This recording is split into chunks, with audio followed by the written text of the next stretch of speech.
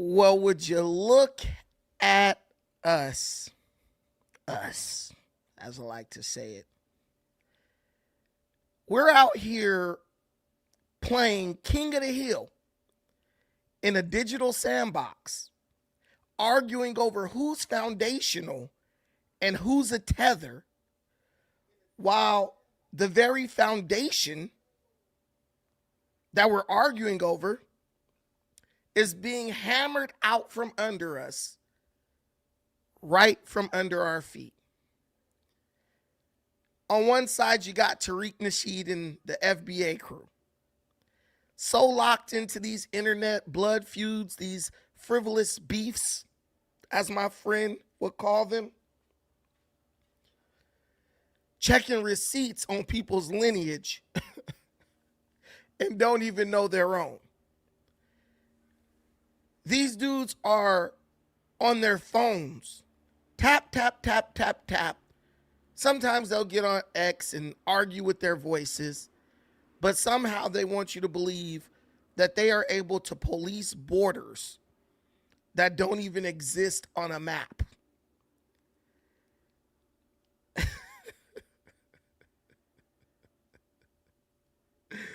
These people have basically gone blind to the actual ink that's hitting the paper on a daily basis in Washington, D.C. On the other side, you have Donald Trump.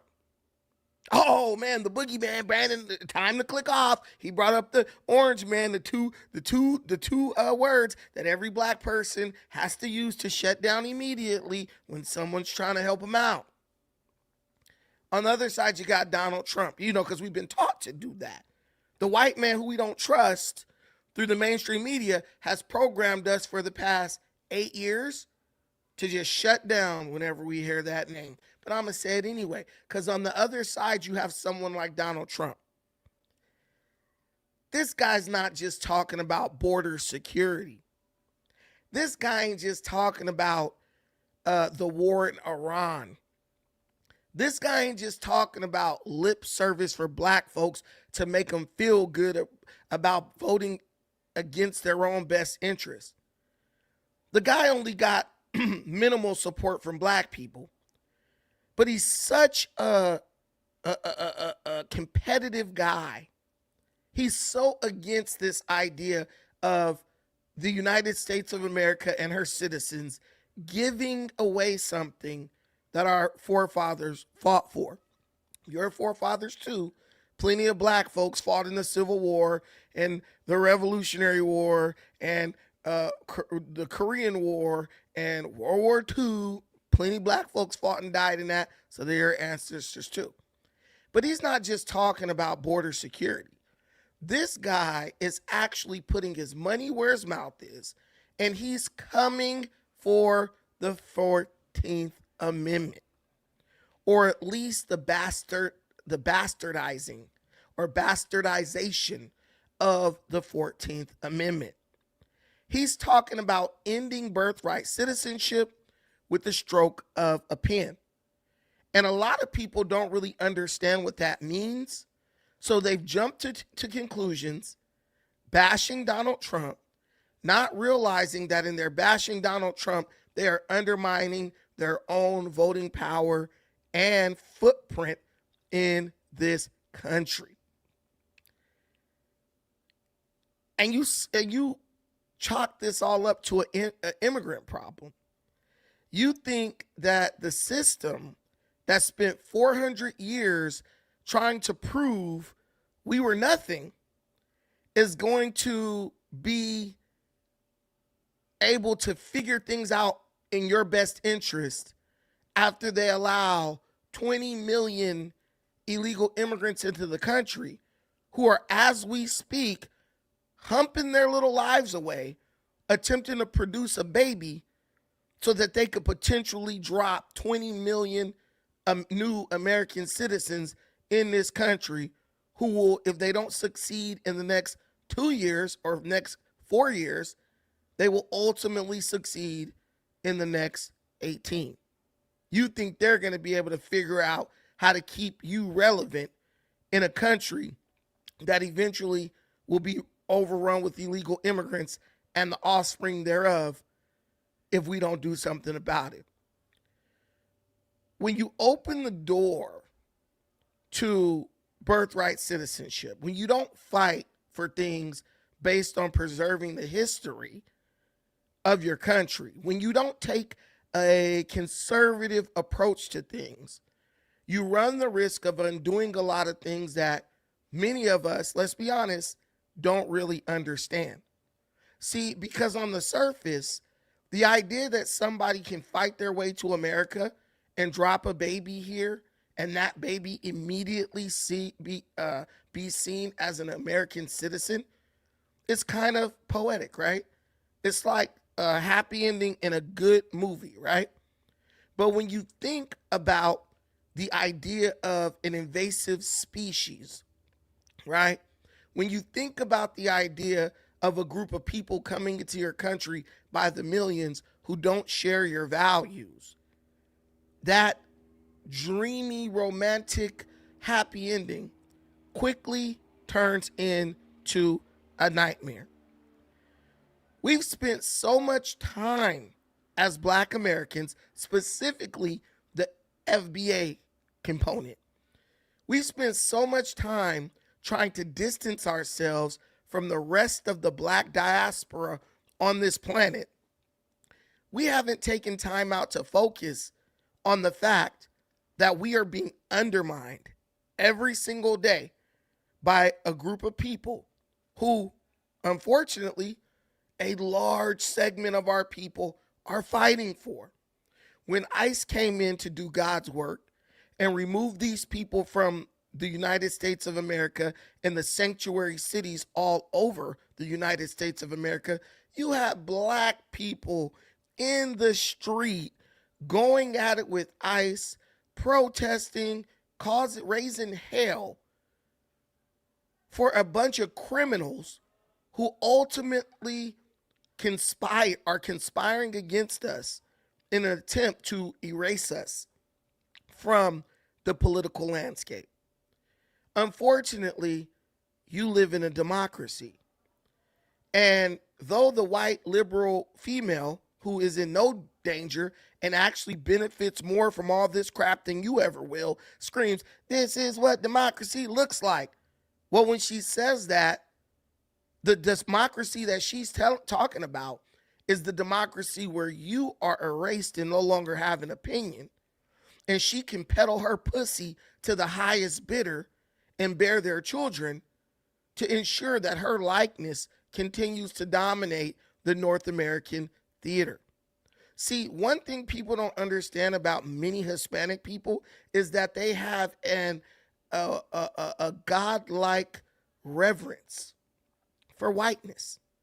Just turn on Telemundo. You look at the Mexican person pushing the corn cart.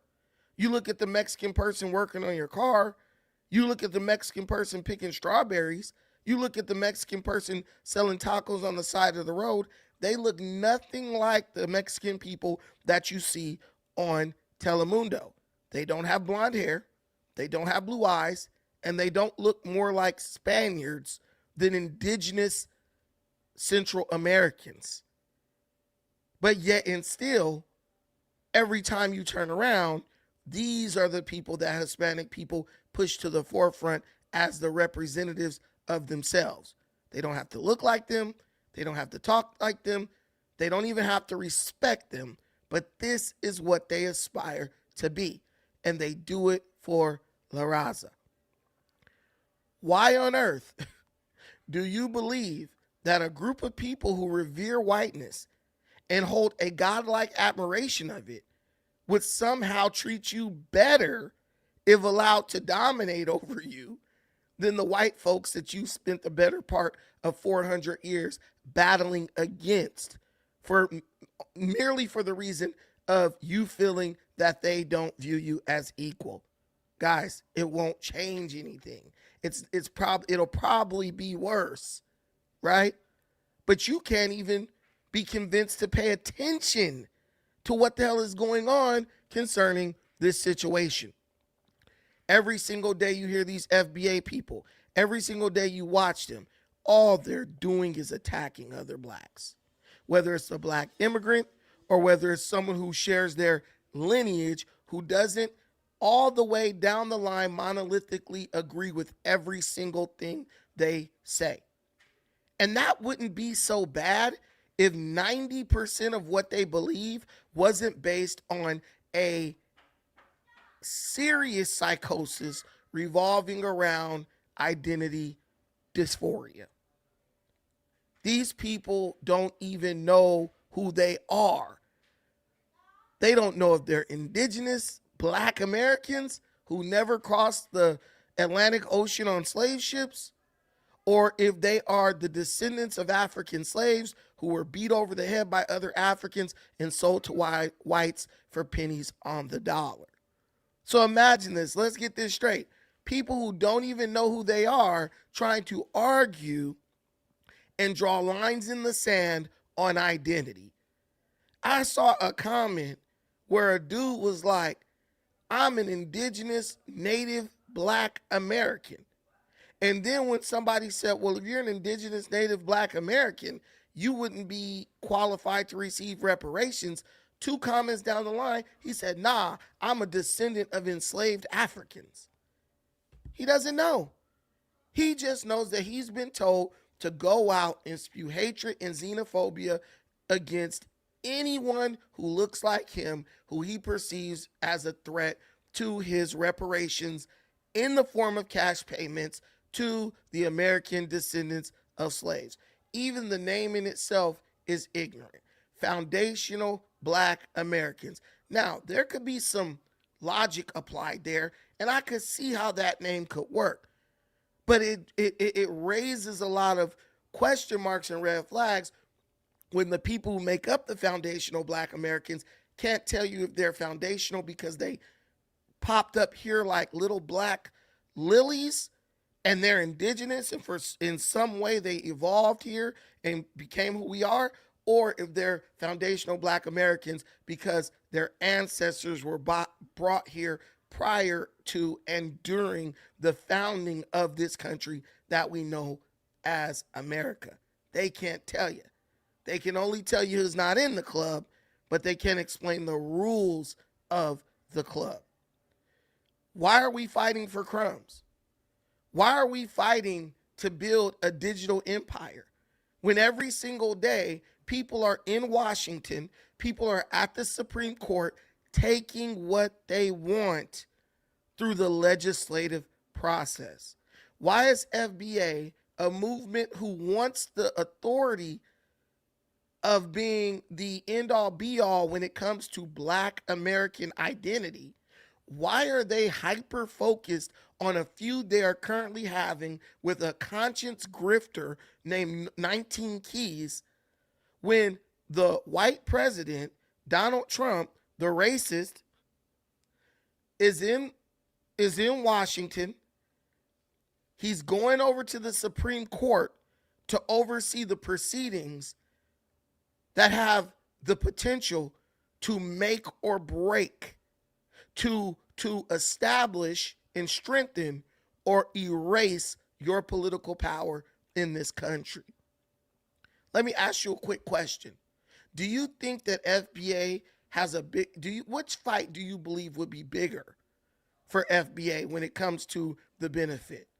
Winning a digital online battle against 19 Keys? Who the hell is that?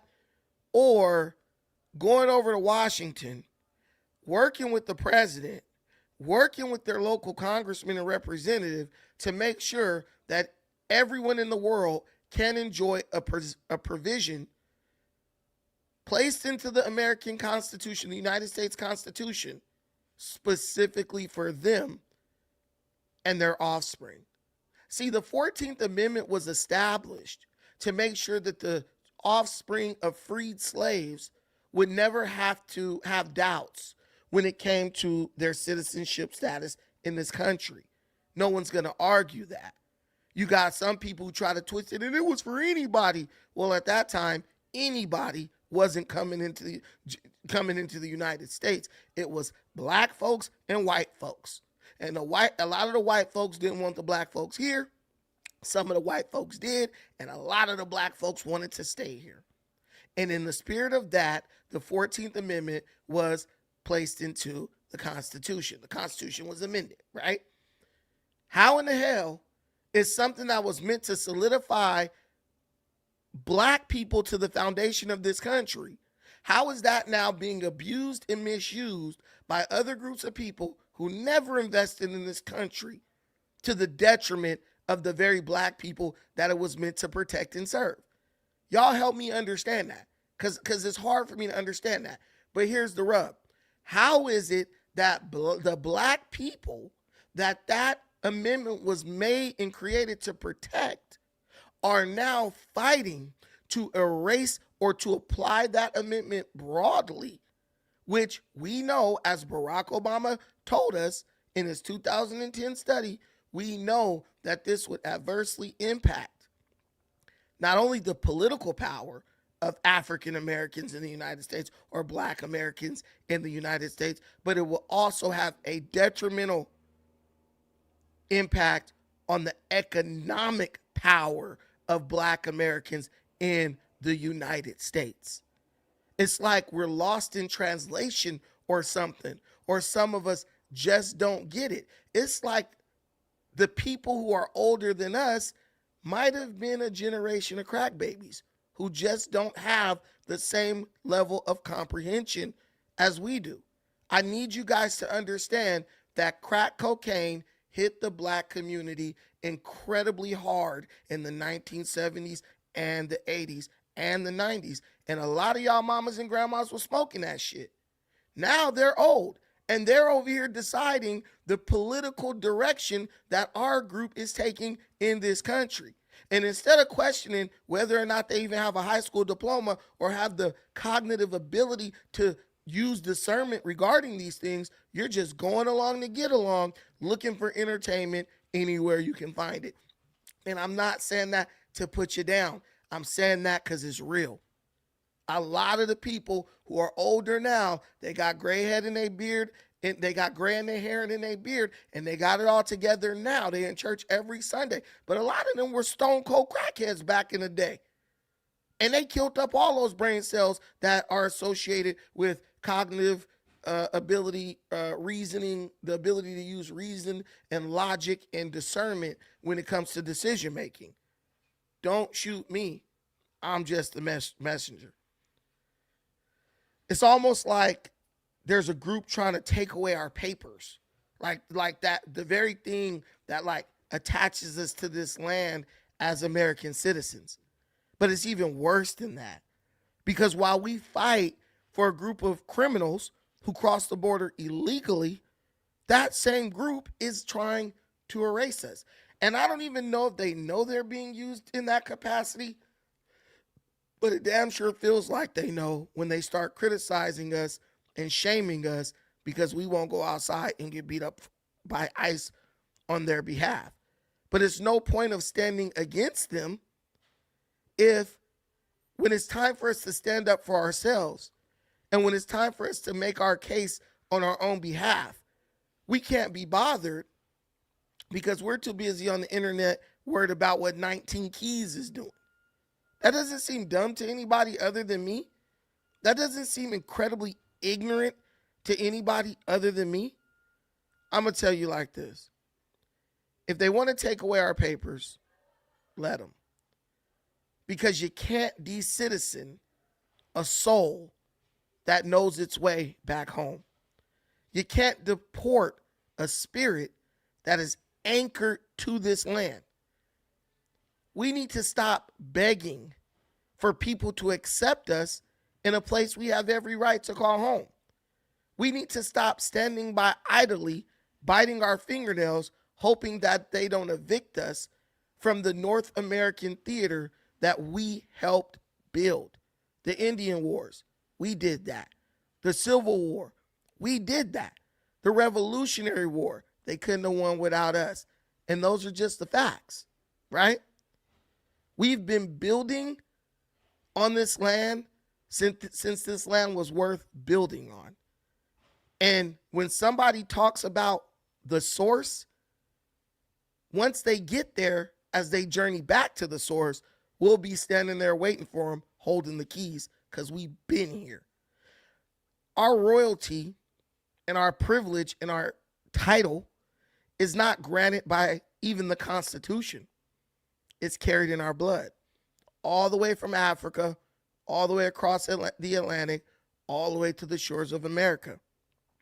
You turn your eyes to the east, we're there, East Africa. You turn your eyes to the west, we're there, West Africa and the United States. But I promise you, when you turn your eyes to find where the power resides, that comes from only one place, and that's inside. I hope you are buying what I'm selling here. Jesus, I'm doing my best, man. These monologues are killing me. Okay, guys, we're here. What are we doing? Why are you guys out here, FBA? Why are you guys out here beefing with 19 keys, bro? A dude who wears a funny hat and says a bunch of stupid stuff every day on the internet. That's what's important. As the president of the United States, the white man, the guy who you guys say is a racist. I mean, at least that's what they told me. He's a racist. That guy's at the Supreme Court trying to make sure Ketanji Brown Jackson, who happens to be black, doesn't give away the birthright citizenship that was intended for you to any old joker who decides to cross the Rio Grande. It's so funny that you could have a black woman sitting on the Supreme Court, and while you praise her for being the first, and you praise her for, all the symbolism that she gives you a chance to romanticize, she is also the greatest threat to your political power in America today. What is my saying? Be careful what you wish for. You might get it. We need a woman. We need a black woman. We need a black woman. Well, guys, let's just be real with you guys. Let me just be real for a second. You've had one black woman and one so-called black woman in Kamala Harris. One of the so-called black woman presided over the largest influx of illegal immigrants into this country in the history of this country. And the other black woman that they gave you as a symbol, she is now openly opposed to upholding the true intentions of the Constitution in an effort to give or to continue giving birthright citizenship to millions and millions and millions of new babies that will be born to the illegal criminals who invaded this country.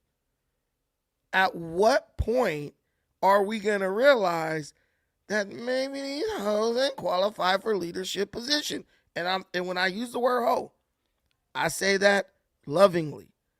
But you got to call a spade a spade. Every damn time I turn around, there's a black woman running her damn yap. Hold on, guys, real quick.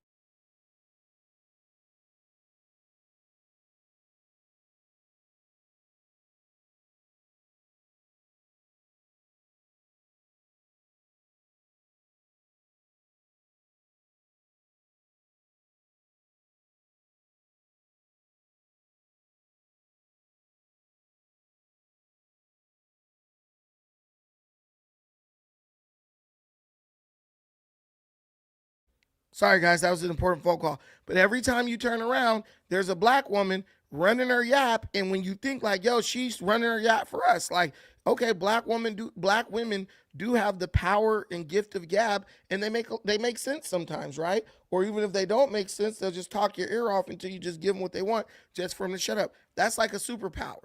But why is the superpower of black women never used in our, to fight for our best interests at the highest levels? Every time you hear them running their damn mouth in politics, in the Supreme Court, in the chambers, they're always running it on behalf of someone else. And sometimes I wish we could just sit down with Ketanji Brown Jackson and just say, like, girl, what the hell are you talking about? And what is your goal here? Like, we are in a rough spot. There's not a black person alive who doesn't understand what a rough spot black people are in politically in this country. So if you see we're in a rough spot, why do you continue to do things that don't help our position, but for all intents and purposes, it undermines our position in a negative, it undermines our position. Is it that these people care about personal progress more than they care about collective progress? I'm thinking so. And does anyone think that there's, something to the fact that all these chicks have white husbands? Does anyone have any? Do you think that might play a role? Now, I'm not a racist, right? But I mean, damn, girl, you acting like a real coon, and then you also married to someone who's not even black. What do I? And if I just say something that black people don't agree with, black wife, black kids, black all that, be damned, I'm a coon to Uncle Tom and every other derogatory name you could think of. But I don't have the power to undermine your political position in this country. But I'm a coon. But the person who does, who literally is one of the only judges arguing against Donald Trump's, proposal, she gets a pass. She gets a pass because she's the first. These are the type of like inconsistencies in our message and in our narrative that we're gonna have to work out if we're gonna continue to survive and move to the point where we're thriving in this political arena. And if you don't want to have the conversation, I'd say you're a part of the problem. What do you think?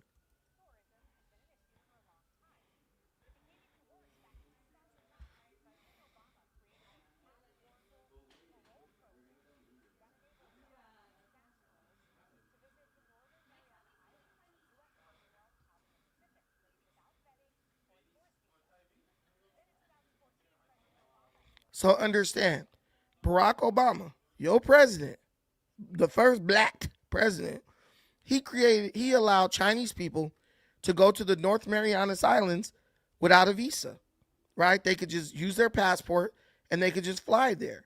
But what the Chinese quickly figured out was if we have a baby on these islands because they're US territory, our children are automatically citizens. So what do you think they did?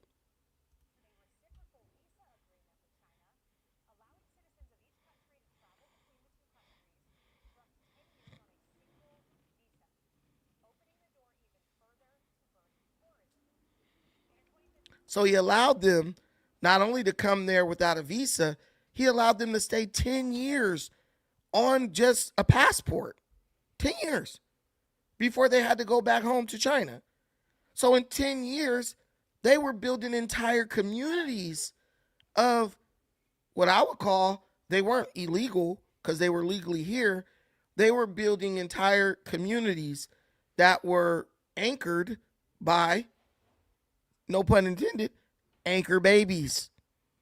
Barack Obama did that, but you wasn't paying attention because your big fat gelatinous underarm having grandma was like, helping change, helping, hallelujah, the black Messiah's here.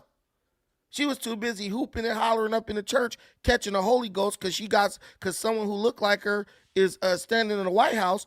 She wasn't even paying attention to the fact that this dude was undermining you politically for his entire presidential uh, uh, terms, both of them, right? He did some good stuff revolving around illegal immigration from south of the border, but it's like he closed one door and opened another one.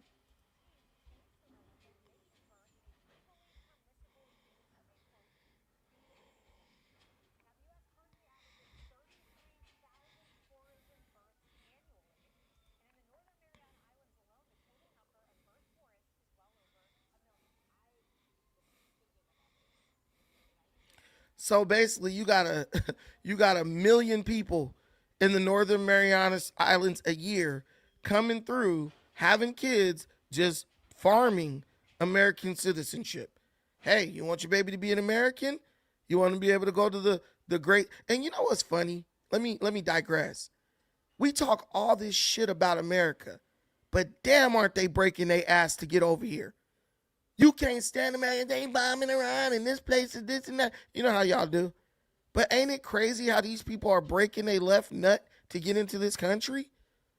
You look stupid. You look like you're not even appreciative. You look like other people appreciate what's yours more than you do. It's like you're married, but you spend all your time talking about how hot other women are, especially if those other women won't ever sleep with you.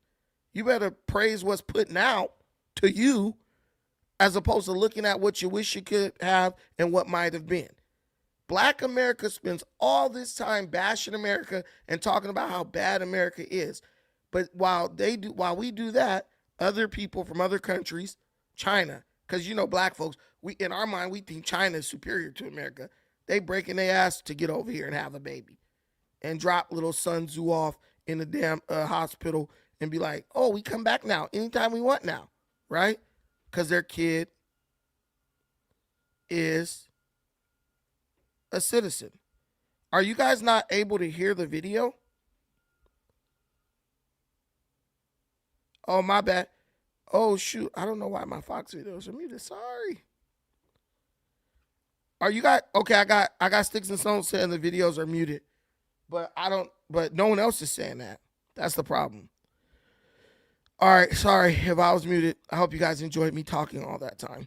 But anyway, are they muted or can you not hear me? Hello? Yeah, I got you, Nick. Is it muted or can you hear it? It's probably me. X off. What the hell are you talking about? Do you hear the videos that I'm playing? They are. If China's not breaking their neck to listen, because you didn't hear you couldn't hear the video. I get it. You're being ignorant because you couldn't hear what I was saying. Okay, I got you. Let me play this. Let me play this again because you got ignorance in the chat. Black folks. Oh man, no, it's not. No, it's not. China ain't trying to get here, bro. Yes, they are. If they're not trying to get here, why are a million of them why are a million Chinese babies being born in the North Marianas Islands a year? Tell us that. No, they're not. Black folks. No, they not. How you know? You ain't ever even been out of Compton, bro. But you know what Chinese folks is doing. You're crazy. You're nuts. That was me. So I'm playing this video again. So let's reset the room. You guys know what we're talking about, and here it goes. Framers of this amendment, I think that a categorical. Hold on.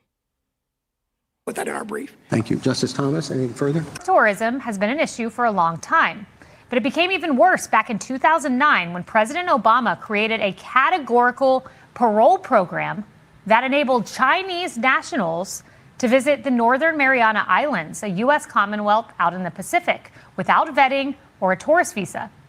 Then in 2014, President Obama entered a reciprocal visa agreement with China, allowing citizens of each country to travel between the two countries for up to 10 years on a single visa, opening the door even further to birth tourism. Okay, so listen again. Barack Obama allowed for Chinese people to visit the North Marianas Islands without a visa. If you know what that means that they don't have to go through any real security. They don't have to pay. They just use their passport, get a plane ticket, and they could visit these North Marianas Islands, right? Now, he then allowed for them to stay there up to 10 years once they arrived there, right? Pay attention, mister. No, he didn't. He then allowed them to stay there for up to 10 years once they arrived there.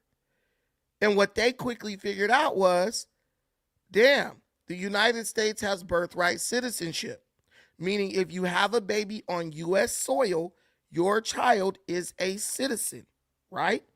So what did the Chinese start doing? They started coming to the North Marianas Islands, and they started creating baby factories where they started running businesses on birth tourism, where someone travels to a country just to have a baby so that their baby can become a citizen. No, they didn't. This guy they didn't even know nothing about it. I'm teaching you now. I'm teaching you. I'm educating you. So there are estimated almost 1 million babies being born there a year that are Chinese citizens, and they have dual citizenship between America and China. Now, because the person is born in America or on American soil, that doesn't mean that the kid's just going to stay in China. I mean, stay in America, because the parents are not citizens, right? But if you can stay 10 years, every time you come, you will do what many of us do in Africa. You got to just go and you just leave the country for 24 hours and then you just come right back in. They could just fly to damn Singapore and then fly right back, and the 10-year clock starts right over again. Barack Obama did that. Your black president, the one you loved because he looks like you, while he was quietly undermining you. I don't know if it was because of lack of oversight or just because he was just like, I gave him hope and change, and I gave him somebody who looked like him. What more do they want? What more do you want? Now he's mad. Now this guy, Hotspot, is mad, so he's going to start spamming my comments with ignorance. Bro, stop acting black, okay? Stop acting like the hoe that raised you. Just chill, understand you didn't know something, and keep it moving, bro. I'm not treating you bad. I'm not your daddy. I didn't fuck your mom and leave. You don't got to be rude to me and try to mess up my show. Just chill, bro. Like, you'll learn something from over here if you just be humble and have gratitude. Let's keep going. And in 2015, he changed the rules again, making birth a legally permissible use of a, quote, B visa. Now, the U.S. currently averages 33,000 tourism births annually. And in the Northern Mariana Islands alone, the total number of birth tourists is well over 1 million. So 33,000 tourism births a year. And just on those islands, over 1 million. Over 1 million. And they're all Chinese. But that's why I was saying, as much as you guys claim America is bad, these people are breaking their necks to get over here and drop a baby on U.S. soil so at least their kids can have citizenship even if they don't. And if Barack Obama screwing you over wasn't enough, now the only black woman sitting up in the Supreme Court is doing her best to, mental gymnastics to try to justify why she is voting or ruling against the best interest of her own people's political power or political mobility by trying to continue allowing these people to abuse the birthright citizenship process that was intended for black descendants of slaves. I was thinking about this, and I think there are various sources that say this, that you obviously have permanent allegiance. Bro, I only read comments if they're publicly, if there's super chats attached to them. You want me to read it? Send $10, I'll read them all. If you ain't gonna pay, listen, you gotta pay to play. It's just like the casino, Hotspot Casino. You gotta pay to play. If you don't want to pay to play, then just read them to yourself. Based on being born in whatever country you're from. That's what everybody recognizes. But you also have local allegiance when you are on the soil of this other. I need to stop this. You guys got to really listen to what this heifer is saying.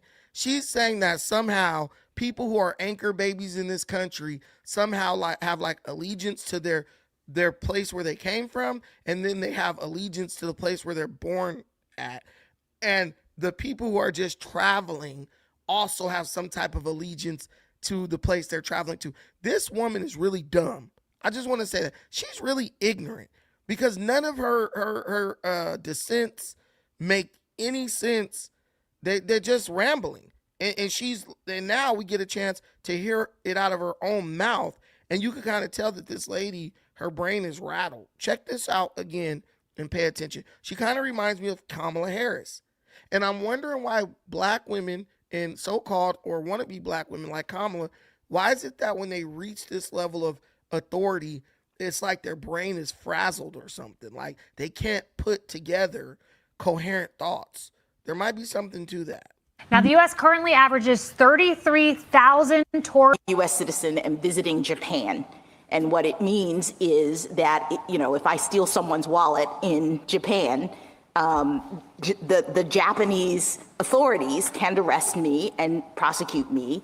It's allegiance, meaning can they control you as a matter of law? I can also rely on them if my wallet is stolen to, under Japanese law, go and prosecute the person who has stolen it. So there's this relationship based on, even though I'm a temporary traveler, I'm just on vacation in Japan, I'm still locally owing allegiance in that. Final preparations are under.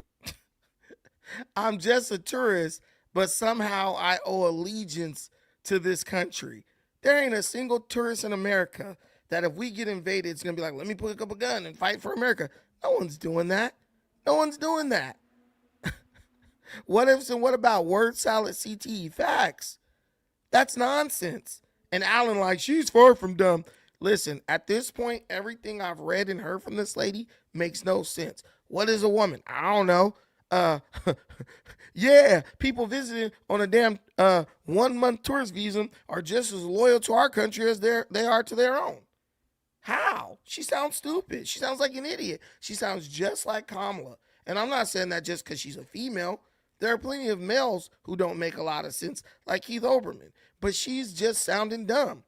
And my thing is, you're not, and what it proves, if you were wondering, she's not, her reason for dissent is not based on anything other than activism, anything other than loyalty to the radical leftist liberal agenda. So in her mind, she doesn't have to have a good reason. She knows how she's voting on every single case before she even hears it. Once she hears the basic tenets of the case, she knows what she's going to vote on. I promise you. She's going to vote with the liberal leftist agenda. And I'm trying to figure out why that is. What are they doing to these black women? What are these black women gaining by towing this line? And I really believe it might just boil down to upward mobility, because I know it's a lot harder for a black woman to rise through the ranks in a conservative environment than in a liberal environment. Because in conservative environments, you are surrounded by people who actually use their brains, who actually use logic and rational thinking to make decisions. And we know like that. We know like it. Okay, guys. So, yeah. What do you guys think about this birthright citizenship situation? Do you think that we should allow illegal criminals to come into the country and then drop babies and all of a sudden they're citizens? Yahtzee, little Hector or little Namdi talking about the African immigrants. They should just automatically be allowed to claim citizenship. They're equal to your kids. Do you think that's a winning strategy for America? And I get it if they're all like Nobel Peace Prize winning scholars or like incredible engineers and scientists. But dude, we don't need more people setting up burrito stands in this motherfucker. That ain't helping us. That ain't doing nothing but just crowding the job market or undermining it. We need people who are innovators and creators. That's what American immigration has been based on. When the Italians came, they built a bunch of skyscrapers. We needed those. The Irish came, they were running the trash trucks and joining the police force. We needed that. But like, you got what I call low quality immigration. It's not helping anybody, because we know that once those people come over here, what do? They work very hard for themselves. They send remittance back to their country, and their kids mostly just join gangs and do street takeovers and shit. Because that's what you're witnessing in our communities now, right? These kids are not, hardworking scholars.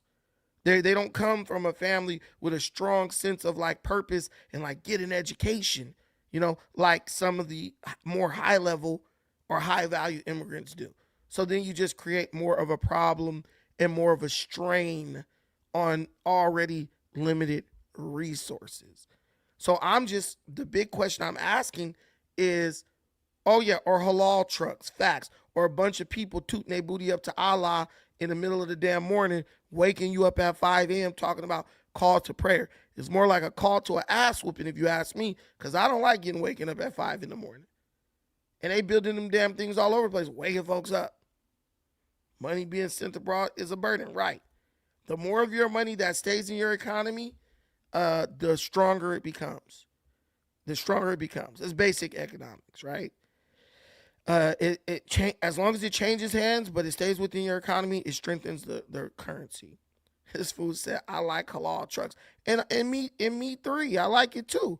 But the thing is, I just need it to come from some legal hands, bro. Some legal hands. Not terrorists and radical hands. You know what I'm saying? I bet I bet Muslim radicals make great halal everything because they like, this is my last meal, you know. they cooking for their life every time. They like, damn, boy, I'm gonna make this like this the last thing I'm ever gonna eat, because it is. the lamb shoulder, huh? I fuck with the lamb shoulder. I love the shoulder. But yeah, so as tech events, I don't know what that means, but I read it. I kind of read it.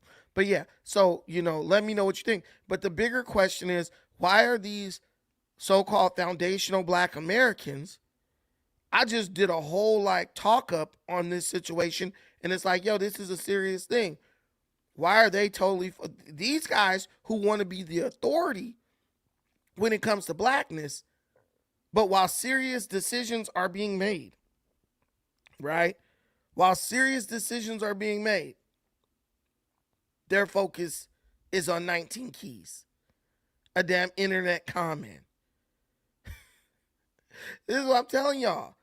It's not that I don't think FBA is like, okay, it's like I understand the concept, but it's just that the people who are pushing this, they're just totally ignorant. They're totally just lost in the sauce. They can't even be bothered about anything that's actually serious. They simply don't care. They're just like, oh, that involves thinking and work. I don't care about it. I don't want to deal with it. And it's just like, what? No, this involves the very identity that you spend hours on end defending online. But then again, what identity are they actually defending? Because they don't know if they're the descendant of an African slave or an indigenous, bacteria baby that evolved over here. So it's really hard to kind of understand these people. How do a group of people expect you to be 1,000% monolithic in a movement that's based on ignorance, pure unapologetic ignorance in many ways? I really don't get that, but maybe you guys could school me on it. Okay, so there's more developments here. We're going to move past that, and we got another topic. You guys know we're going back to the moon, right? Wait a minute. I know Black people, we ain't never went to the moon, and the white man, I can't even do multiplication, but I know the white man didn't go to the moon. You know us, right? Oh, it was a movie set, and it was a hoax. And they made up everything, and it was Hollywood movie camera. You know what we do. And I'm not saying that that's not the case, but there's no way for you to prove it. So let's just pretend. Let's do what Black people do with their identity. Let's just pretend that it's real. Let's just pretend that it really happened. And guys, don't forget, if we reach our goal of $5 super chats before the end of the show, I will open it up to a panel discussion. I'll allow call-ins, and people could just come in. You could bash me. You could talk about me. Well, don't start with the firmament stuff, bro. Come on, bro. Stop.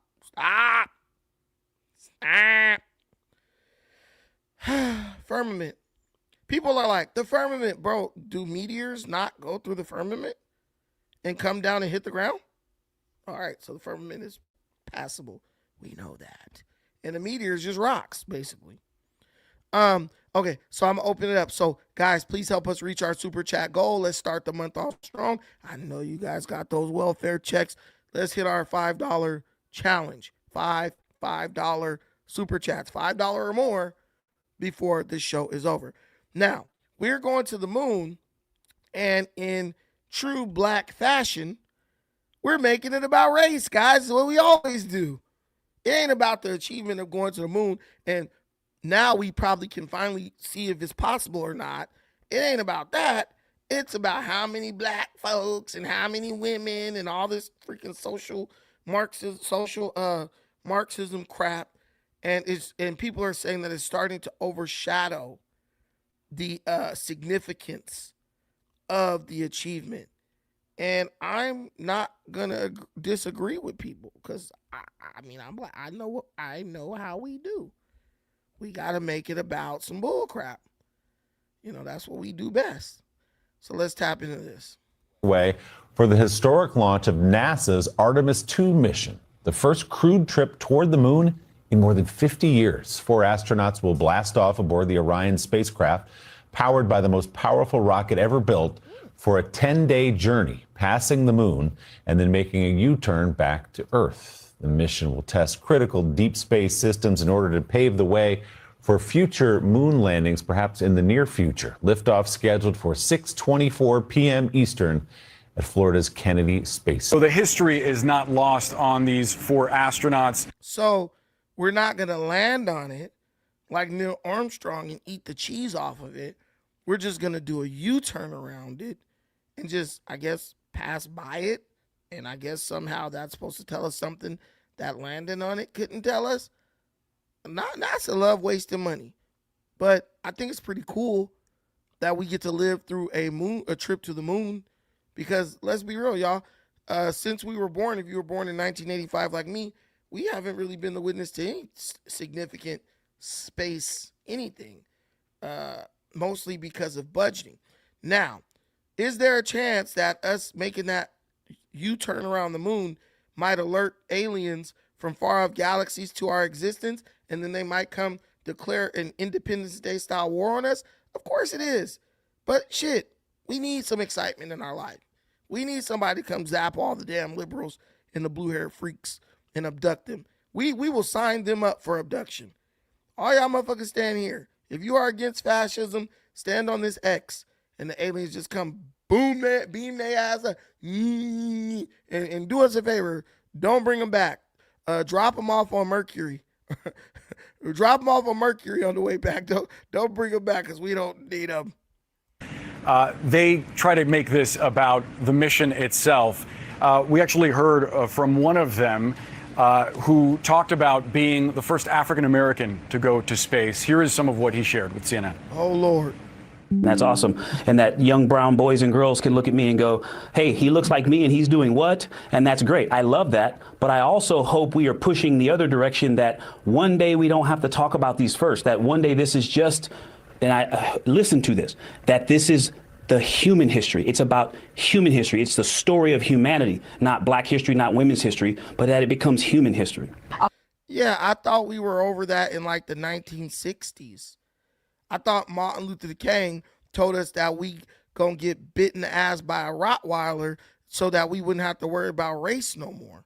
But it's like, if you lived in these days, you would think that 1960s never happened. You think niggas never got beat up and bit by dogs and hit by water hoses just so we don't have to bring up black or white in a conversation. You would think that that never happened. The way these people are trying to like take us in the Negro time machine, the white liberal female time machine, to take us back to racialized everything. And he's like, and I like what he said. Yeah, of course I'm happy like black kids will be able to see a black person do something, but what's understood don't need to be explained. And he's like, I just want it to be a human achievement, right? So he can do it, and then other groups are not like, we got to do this too in the next 5 years. Look, I'm a coon now. Look, I'm a coon. Ketanji Brown Jackson ain't a coon with her white husband, but I'm a coon because I'm telling the truth about Martin Luther King. If I'm a coon, Martin Luther King's a coon. So you got to make up your mind. And I do think Martin Luther King's a coon, so you might be agreeing with me. That's not what they said, dude. Alan, keep up. He's not the first black man in space. Nobody said that, nigga. He's the first black man to go to the moon, bruh. on now. Among the crew are the first woman, first person of color, and first Canadian on a lunar mission, Jonathan. So there's a lot of firsts happening here. And all 4 astronauts will represent the best of humanity as they explore the benefit of all. That is the words of the director of NASA's Johnson Space Center. And here they are in a magical photo op. Jonathan, tell us a little bit more about these astronauts. Yeah, so Victor Glover, who is the pilot on this mission, and he actually had some words on that. While he acknowledged that he will be the first person of color to travel this far, the first astronaut of color to venture into deep space, and I define that. See, and at the same time, look at how we let them undermine our shit. That's why I say we might as well just stop talking about race. Because y'all done got it to the point where they won't even say black no more. They're just like, he's the first person of color. So it's insignificant now. Because he's just a person of color. Lump him in. POC. See, when you agreed to when you fought so the government would never do anything strictly based on race again, that's what civil rights was, where you told the government, we don't want you to do nothing for us just because we black, which is also where you hammered the nail in the coffin for reparations. You also opened the door for this kind of nonsense. See, they'll say, oh, this is the first woman, because it's a white woman, right? But when it's a black man, oh, this is the first person of color. So is his name Arthur Glover or Chewy Rodriguez? Fucking, you would never know, because he's just a POC. That's the erasing. But I wouldn't trip off the erasure so much, if we weren't the ones who fought to be erased, basically. And now we want to get mad and try to retroactively take it back. No take backsies. No take backsies, okay? Understand. Before we go forward, I must honor the people who blessed this channel already with super chats. First, we got Vanessa with the $5 holler in the Cash App. Then, and that's my sister, you know what I'm saying? I'm coming to Philly, and she better be around, because I want her to take me to the cheesesteaks. You know what I'm saying? I'm gonna get off my diet of 5 cheeseburgers a day and reduce it to 3, just so I could trim up a little bit, so I could get to Philly and eat me a cheesesteak. I'm gonna be real, I'm gonna eat like 2 or 3 of them, but just so I could do that. Thanks to her, bless her. And then we got Murray.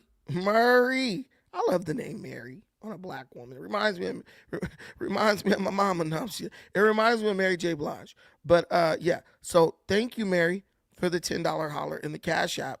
I love you. And Sucker Season LA comes with the $5 holler out of nowhere. Salute. Thank you, my brother. So guys, we only need one more and we'll be hitting our goal. All right, so here we go. Let's keep talking about how people of color is going to the moon. That is beyond low Earth orbit, something that has not been done by any astronaut since the Apollo missions of the 1960s and early 70s, the last one being Apollo 17 in 1972. All of those original early Apollo astronauts were white males. They can for this launch to be a go. Take a look. Yeah, so but that's CNN, right? CNN, oh, black this, they got to make it about color. I don't get what is it, the Colored News Network? Like, it's all about race and who's black, who's white, who's whatever. And then you go over to Fox News, doing God's work, right? And they're just showing all the support for this. And what's crazy is the white people, because you know ain't nobody black out there, the white people who are out there about to watch this rocket take off and potentially get blown to bits, it's the same white folks that would have been there no matter who's on the damn ship. These old white space dudes are out there in their lawn chairs and their beer bellies, and they're just happy that someone's going. They're just happy someone's going. And if it just so happens that there'll be one less black person on the planet, I'm sure those rednecks are celebrating that. It's like a holiday. Yeah. We finally figured out a way to get rid of them. Put them on a rocket ship and blast them off like Wile E. Coyote. at the park, you guys, so many people from all over the world. I have met a woman from South Africa, from Great Britain. I've met people from all over the country, people that even drove from New York to Florida. They better be legal. Call ICE. I don't want to hear it. I don't give a damn. I want. You better check their papers. I don't want none of them here if they ain't legal. Florida for this exciting day. Hello, where are you guys from? Michigan. From Michigan? Where in Michigan? Where on the hand? Lansing. Oh, just I know right where in the middle. Lansing is. Yeah, I know where Lansing is. Yeah. Okay, and did y'all drive or fly? We flew. You we flew. flew. Yeah, we flew down here. And what made you guys want to come down here?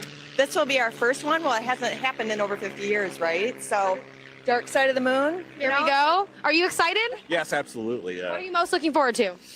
The feel. The feel. Yeah, I mean, it's just incredible. It's just been so long since it's been done. And even more breaking news this morning, a high stakes the guy didn't even care, bro. This guy sounded like he was gonna cry. He wasn't like, oh, it's black people. He's just like, so surreal. It's been so long since it's been done. He's about to cry. He ain't worried about white, black, blue, or green. And that's the crazy thing about black folks that I've learned living in California. Bro, I work around a lot of white people. White people don't be worried about what the fuck black people be doing like that. They don't care. And I think that's what it is. I think that's the part that really kills us. We want everybody to be in our business and care about what's going on with us. And if they don't care, it like hurts us. How could you not care about what we're doing? And I get it. You did spend a long time on the plantation with these crackers. I get it. You kind of feel like they can to you. Like Steven on the Django. Monster Candy, right? You might scream if one of them get killed. But the thing is, it's like you were a bird. It's like you were a hatchling that learned to fly. When you passed the civil rights movement and you fought for it and got your ass whooped, they were like, okay, you got to leave the nest now. We don't got to, use the kid gloves, which you know more. And will Bill Clinton snatch back all that affirmative action shit? It was like, okay, you really on your own now. But you're obsessed with the idea of white folks paying attention to you. And you kind of got to get over that and just understand, like, now they're really looking at you as equal. They're looking at you like, I don't got to fucking take care of you no more. You like a grown kid now. Your parent can have some love for you, but that don't mean you could just move up in their shit and come in and eat up all their damn food. Like, but we can't handle it. It's just incredible. It's just been so long since it's been done. And even more breaking news this morning, a high stakes so that was that. Black folks, stop tripping about the blackness of the guy flying the spaceship, which is pretty damn dope, though. I'm not gonna lie. Flying a spacecraft, I think that's awesome. Even though I think like gravity does most of the work, so it's gonna be like bro's kind of on autopilot. But if it was me, I'd jerk that bitch out of autopilot for at least 5 minutes so I could say I really drove that hoe. But so we gotta move on, guys. We got a lot of topics, man. We got a lot of topics. So, guys, I think Trump is out here in these streets. He's saying that Iran is ready for a ceasefire. He said that they saying they had enough and they tired of getting belt to ass. And he's saying they're asking to stop the hostilities. Now, Iran, on the other hand, is saying they haven't asked for a ceasefire. And I don't know how you could be out. And to me, all them's like acting tough. To me, that just points out how crazy and radicalized they are. Because it's like, bro, you getting cooked. You're getting cooked. They're not even shooting 30 missiles a day at this point. And they start off shooting like thousands a day. And now they're not even shooting 30. Like, when's the last time you heard a report about Israel getting hit by a missile, a ballistic missile? You haven't. Because ultimately, Iran is running out of weapons very quickly. And then they're like, yo, we're waiting for you guys to try a ground invasion. And it's almost like they're playing chicken, like hoping that by saying that, we won't do it. But the reality is, if you know anything about military logistics, a ground invasion would be horrible for them because the United States and Israel control the skies. So the minute American troops say, okay, Have you guys ever saw Saving Private Ryan? When all those people run, when they're getting off the boats, it's D-Day, and they're going into the beaches in Normandy. That's in France. And so they're like running up the beach, and the Germans are like just annihilating them. Okay, so that was possible because there wasn't really good targeting technology. All we could do is basically free drop bombs onto targets, and we had nothing that had the power to blow those bunkers out of those mines, out of those mountains. They were embedded in those hills, right? We had nothing like that. But now we have missiles that can be shot from like 100 miles away out of a submarine, off of a ship or from a plane, and it can go through a window, like the window of your house, and hit you. So those days are over where you're just like, I'm just going to sit in my bunker and shoot you as you walk up and just kill you like ants, right? Those days are done. So as Iran's like, we want them to come and do a ground invasion, the minute they fire a single shot at an American troop, or the minute they begin to attempt to mobilize to prepare for a ground invasion, the United States would just bring aircraft in and like, I don't know if you guys know this. You know, maybe I'm giving away too much information that I'm getting from my people who are on these LPDs and LPHs, because, you know, I got sources, right? There are already Apache helicopters, gunships, executing missions in Iran. And I don't know if you guys know anything about Apache gunships. They literally fly super low and they just look down on a target and like annihilate it. So they're already doing that. So when you guys are like, oh, they're going to invade, they're already technically invading, because it takes nothing for them to just tell those dudes, hey, you're going to rappel down on a rope and take this area. They're already hovering right over Iranian soil, shooting IRGC targets. That's already happening. That's actually been happening for 2 weeks, right? So once you get to the point where you can bring in low-flying aircraft, like literally if these dudes had guns to shoot it, they could hit it. Once you start doing that, bro, yeah, you're pretty much cooked, because they can just drop down on you and just shoot you, and you're dead, like killing ants, right? So the idea that Iran has this like willing and ready army, my question to you would be like, how will it even mobilize if another group has air dominance?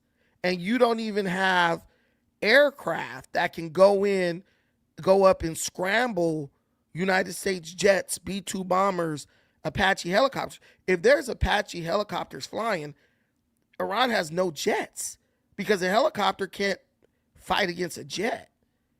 So how's that happening?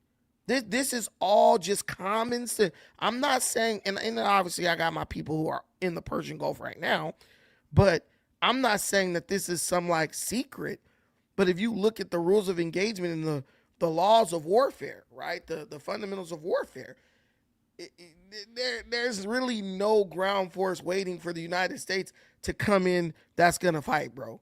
Because the minute, like, even if they are coming over a cliff and there's Iranians waiting on the other side, they're just going to send a helicopter to take them out, keep it moving. I promise to God I'm not living in a fantasy. I promise to God I would love for one of you guys to come up here and explain it to me. Explain how Iran is going to mobilize ground troops to fight a ground war with the United States dominating the air. You can't do it. You can't do it. I'm giving my opinion. That's all this is. And guess what? The beauty of this is, if you don't agree with me, the link is in the comments. You can click said link, come up and tell me, explain to me that I wasn't in the military. And I'm sure many of you were. Please explain to me how on earth they are going to launch a ground assault, right? Or ground defense when they don't control anything in the sky. I mean, just like, I don't know about you guys, if you guys know this, but I'm like a World War II junkie. Like, seriously, I'm a World War II junkie. And so I understand that you need air dominance. That's one of the reasons why the Nazis lost, because the Allies gained air dominance. So the Nazis had like dope ass tanks, all that. But as the tank divisions of the Allies were coming in, we had horrible tanks. We had Shermans. The Russians had T-71s, which were awesome. Probably the best tanks, one of the best tanks ever created. I think they still make them. But the Nazis had the Panzers. They were way superior. But the reason why our tanks end up winning is because we had all types of air support. So in this modern age, oh, my boy Steven is here. In this modern age, I'm just trying to figure it out, y'all. Like, tell me, come in and shed some light on me, how they're like, yeah, we're ready for these troops to come in. And then it's like, soon as we start shooting, they come over the top of us with an airplane or a helicopter and boom, boom, boom, boom, boom. They that bitch like P4K military choppers, and they're cooking you from the top. I don't understand. Go ahead, Steve. Enlighten me. So you're a military expert in, so you're in the military for World War II, right? Did I ever say I was a military expert? No, go back. My cousin is a naval cryptologist, though. Okay, World War II. I was trying to understand where you're coming from. So let me explain. World War II, for example, they had the Blitzkrieg, right? Uh-huh. You understand the Blitzkrieg, right? The Germans? That is, yes. Okay. The Blitzkrieg was easy because they charged forward, they take land, and they would grab it before the enemy could react.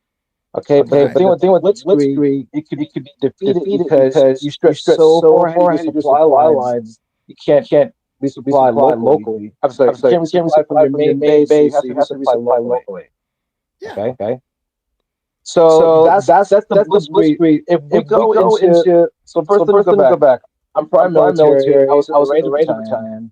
We would train to go against Iraq, Iran, and all these things since 1999. Okay, I love that you say that, because it points to the fact that the Iranian situation is not something new. No, it's not new. So if you remember back, John McCain was caught singing the song "Bomb, Bomb, Bomb, Bomb, Bomb, Iran." Hey, do you have your playback still playing? Damn. Let me do this quick. Yeah, pause your playback.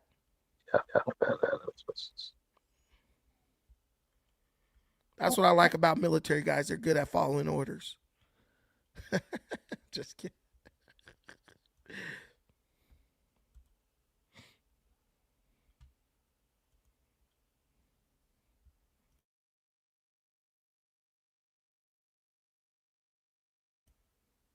He's fixing his mic. I think he is. Did he fall off? Hold on, I'm putting the link back in the comments so he can come back up. But what I would have said to him initially is, you're comparing World War II logistics to today, where we can literally refuel planes in the air. That's what they're doing right now. They're doing like static bombing. Like, that means they like refuel in the air. And so, like, when I tell people, like, my cousin, is a cryptologist. He was, but he also has people in the Navy right now. Okay, Steve's back. Go ahead, Steve. You sound good. Can you hear me? Yes, sir. Loud and clear. And there's no feedback? No feedback on my end. Okay. The military trains this every year. Let me just the infantry. The infantry trains this. And we lose almost every time, except for one scenario. The scenario is that we go in the Kurdish north and work with the Kurdish north to secure the Kurdish north. Okay. That's it. Okay. Somebody shot himself with the Kurds. He turned the back in Syria. He turned them over to Erdogan in Turkey, and so the Kurds aren't going to help them. The U.S. cannot win a ground war in Iran. Period. We can't. I don't see how you could say that though, because I'm sure even when you guys do the, I think I see even when you guys do the exercises, there's no way you're exercising from the position of we totally annihilated their navy, totally annihilated their air force. We've told like yes. Okay, now explain to me why we can't win this. That's part of the plan. So it's an overall thing. Okay, the Navy's involved, the Army's involved. Are you using headphones? They're complaining about you having an echo. I don't hear it, but that's probably because I'm using my headphones. Give me a second. Let me see if I can cut this off. You're losing the audio war. Whatever you were doing last time you got up here is what you need to do again. But yeah, so while he's fixing this stuff, I mean, people are like, we can't win this war, we can't do it. Like, how do you really know that though? Like, you think the United States is gonna be like, yeah, employ our best tactics? Like, I don't think our military is that stupid to like really run what we're really gonna do. Cause like, people talk about like China. I know what my cousin told me about China. It was like, hey guys, if you saying we lost the war, come on, tell me, how did we lose? How did we lose? The Strait of Hormuz is still closed. We don't get shit out of the Strait of Hormuz. America does not send nothing through that strait. And our mission was not, we're gonna keep the Strait of Hormuz open. Our mission was to prevent Iran from obtaining a nuclear weapon. That's always been our mission. So, but did we do it? Go ahead. Are you back? Yeah, took it off the speakerphone. Okay, you sound much better actually. But the thing is, so Trump's plan is what he says, and then what he's actually doing. What is Trump's plan? Tell me first. Show me that you have a full understanding of Trump's plan. What is the objective? This is what Trump. Let's go over what Trump said he was going to do. Okay. He said initially he was doing it because he wanted to prevent them having a nuclear weapon. Right. Okay. And that's where I am still. So okay. But what did Tulsi Gabbard say? Tulsi Gabbard said they're not even close to having a nuclear weapon. Now, why does it sound familiar? Because Benjamin Netanyahu has been trying to get us into a war with Iran since 1990s. And we fell for it with Iraq because the weapons of mass destruction came from Iran, the Israelis. And that was why we got into that war. Couldn't find out they didn't have any weapons of nuclear, weapons of mass destruction. As a matter of fact, the program that they had was set up by the United States. And no one wants to talk about that. And they canceled the program a long time ago. So that was an unnecessary war. Thousands of Americans died. Quick, Steve. What is going on? Is your playback stopped? Because it's like you're double. When you talk, it's like saying everything twice.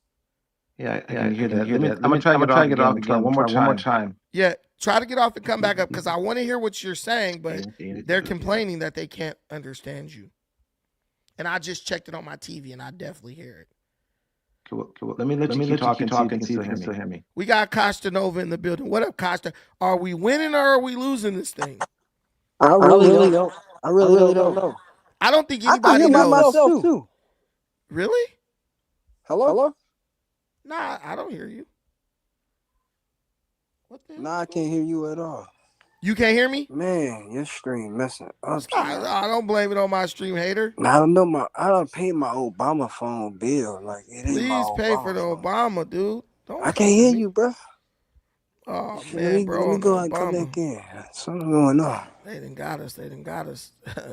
Iran done got us. They heard me talking down on their name. But guys, as you can see, I love letting people come up to give their opinion. I don't know what the hell's going on. Okay, Costa, you didn't have an echo. They said you're good. Costa. All right, I can hear you now. I can hear you though. I can hear you. It was the Obama phone. It's the first of the No, month. I just paid the bill, so you sometimes you got to turn the phone off for everything to go back to normal. So yeah, I ain't reached that part yet, but I don't know if we win it, but I know we ain't losing. And what I'm gonna say on as far as the ground invasion, I'm not really confident on that.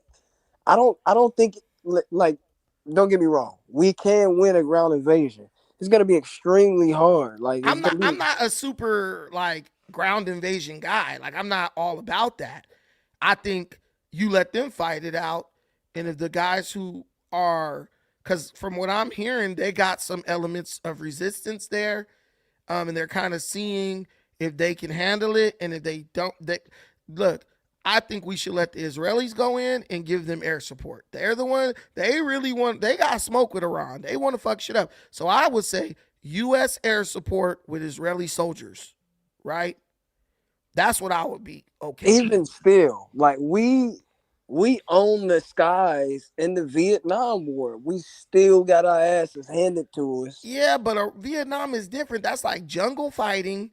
And this Then, is mountain fighting, and radars and stuff don't work when you out there in the mountains, bro. Like, but my thing is like this: when you have a bunch of, when you got people, look. So Iran, in my opinion, has been preparing for like a conventional ballistic missile dominated fight. I don't really think they believe anybody has the balls to try to invade. And I really don't think they were prepared for that, because here's the thing. People were telling me 3 years ago, oh, we can't bomb Iran, even when it was Operation Midnight Hammer. Remember how they were screaming how we can't bomb them? They got these advanced missile systems that they got from China and da-da-da-da. Bro, we whoop feet. With all those quote-unquote advanced missile systems, we whoop feet. I think Iran is a paper tiger, bro. And they were building up all those missile systems to scare people off. That's what I believe. And they lie constantly. But I believe that, and not that America doesn't lie, obviously. no. We kill a lot of Iran lies. Their whole shtick is just propaganda, bro. Yeah, like, I don't believe anything that they're saying, bro. They these dudes were like they weren't even trying to admit that dude got killed, bro. Like at first, he ain't dead. right? Like, so why he ain't talking? They're like, I swear to God, one of the dudes was like, I just talked to him 5 minutes ago, and then like 30 minutes later, like, oh, he's dead. It's official. They start Like, having mourning crazy, ceremonies. bro. I was like, come on, bro. But I'm not saying that America should be cocky or overconfident. But bro, I'm telling you, like, I don't feel like these dudes got smoke like that. I don't feel like these dudes got smoke like that. Go ahead, Costa. Yeah, I just know. I feel like can't nobody really touch America in terms of like war, but like the things that we're gonna have to do to win there, they're gonna see it as war crimes, and I think America gonna want to uphold their legitimacy to an extent. Like they could have flat out just bombed Hanoi when during the Vietnam War, northern Vietnam, but they weren't trying to drag China and Russia into. I don't think they're worried about Russia trying to get into this or They China they don't getting care. into. They don't care about bro. If you just look at the logistics of everything, they don't care about Russia. Russia's bogged down with Ukraine. They can't even handle that. Then you got China. I'm telling you, when this is said and done, I feel like by the time Trump's presidency is over, United States and Russia are going to be allies. That's what I really feel, because I feel like Trump is trying to do this thing where he's like, Putin, come on, man, your country will be much better off. Because my cousin, he actually was a cryptologist. He actually lived in Russia for years. And he was like, outside of Moscow and St. Petersburg, Russia looks like a third world country. And I think Trump is kind of on that, like, bro, open this bitch up. Or like, when you die, open it up so we can make this place more modern. Because I believe Russia would be the most powerful ally on earth, better than all the European countries. Yeah, I agree. I agree simply off the fact that we're so close. Putin is to each dying of other. cancer. He's smart. Why? Where's the proof of that? Brandon? No. It's like reported. Like he's I he has don't cancer. believe that shit, man. I do. dude is out of all the world leaders, Putin's the healthiest. Like, if anybody got cancer, it's Big Daddy Trump, man. Man, Like, I think Trump has cancer too. You see the little marks on his hands and I shit. can see him having it, but Putin, this nigga got, I don't know, bro. Every time I see folks with old. his shirt off, bro, like Nah, those pictures are from 20 you years ain't seen ago. him ride that horse with his Bro, shirt that was off out 20 there. years ago, bro. Come on, man. That's in 2003, bro. Get the hell out of here. I know what he looked like from 03. It seems like he looked younger now than He an he old did. man, bro. He an So, old man, bro. yeah, I don't know about that, man. I don't He know. bro, damn near going on 80. No, he's not. He's younger than Trump, bro. Not by a lot.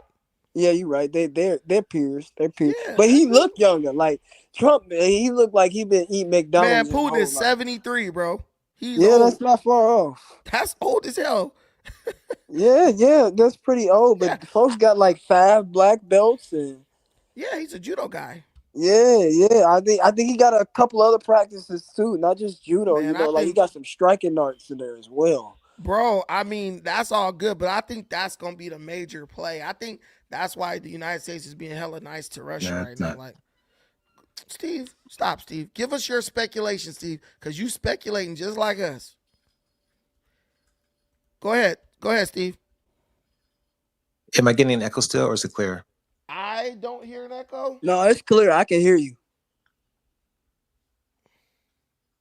You cleared out. It's just Steve. sustaining boots on the ground will be impossible because we can't resupply our guys in Iran. It would be the worst insurgency that we've ever felt, worse than Afghanistan, worse than Iraq, and definitely worse than Vietnam. Like he was saying, also, like he's saying, it's mountainous. You don't get it. It would be like fighting in the jungles and fighting in Afghanistan at the same time. The U.S. couldn't sustain that. How long can we stay there for? 10 years? Do you think, Brandon?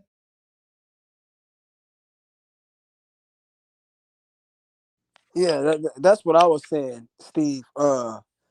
Just trying to sustain that, man. It's just, I don't know, Brandon. We can't hear you.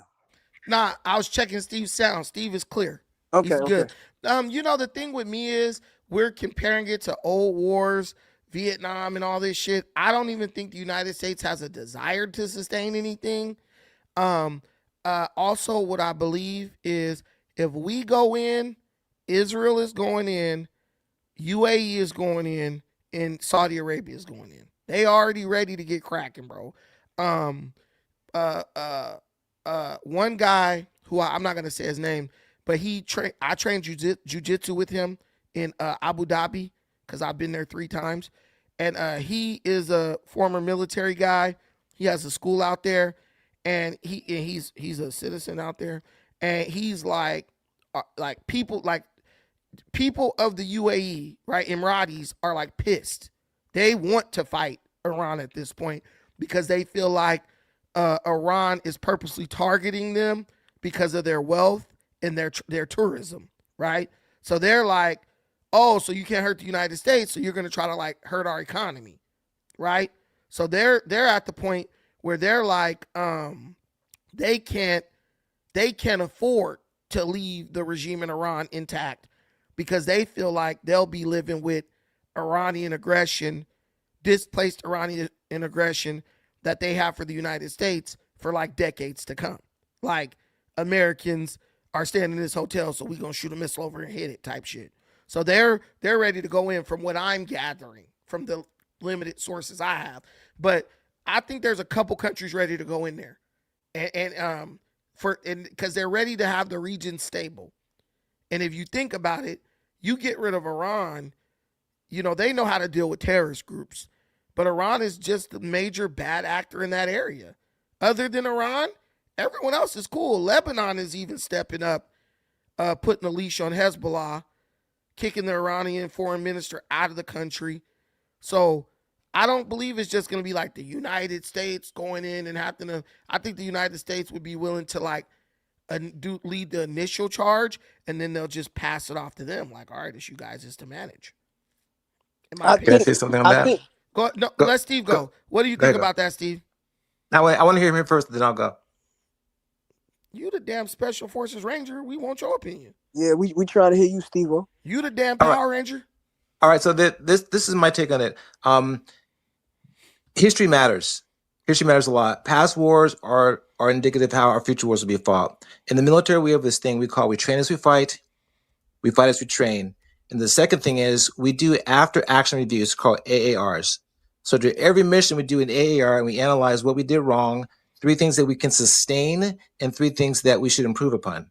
Okay. And so you can go read the AAR for the Iraq War and the Afghanistan War. All right.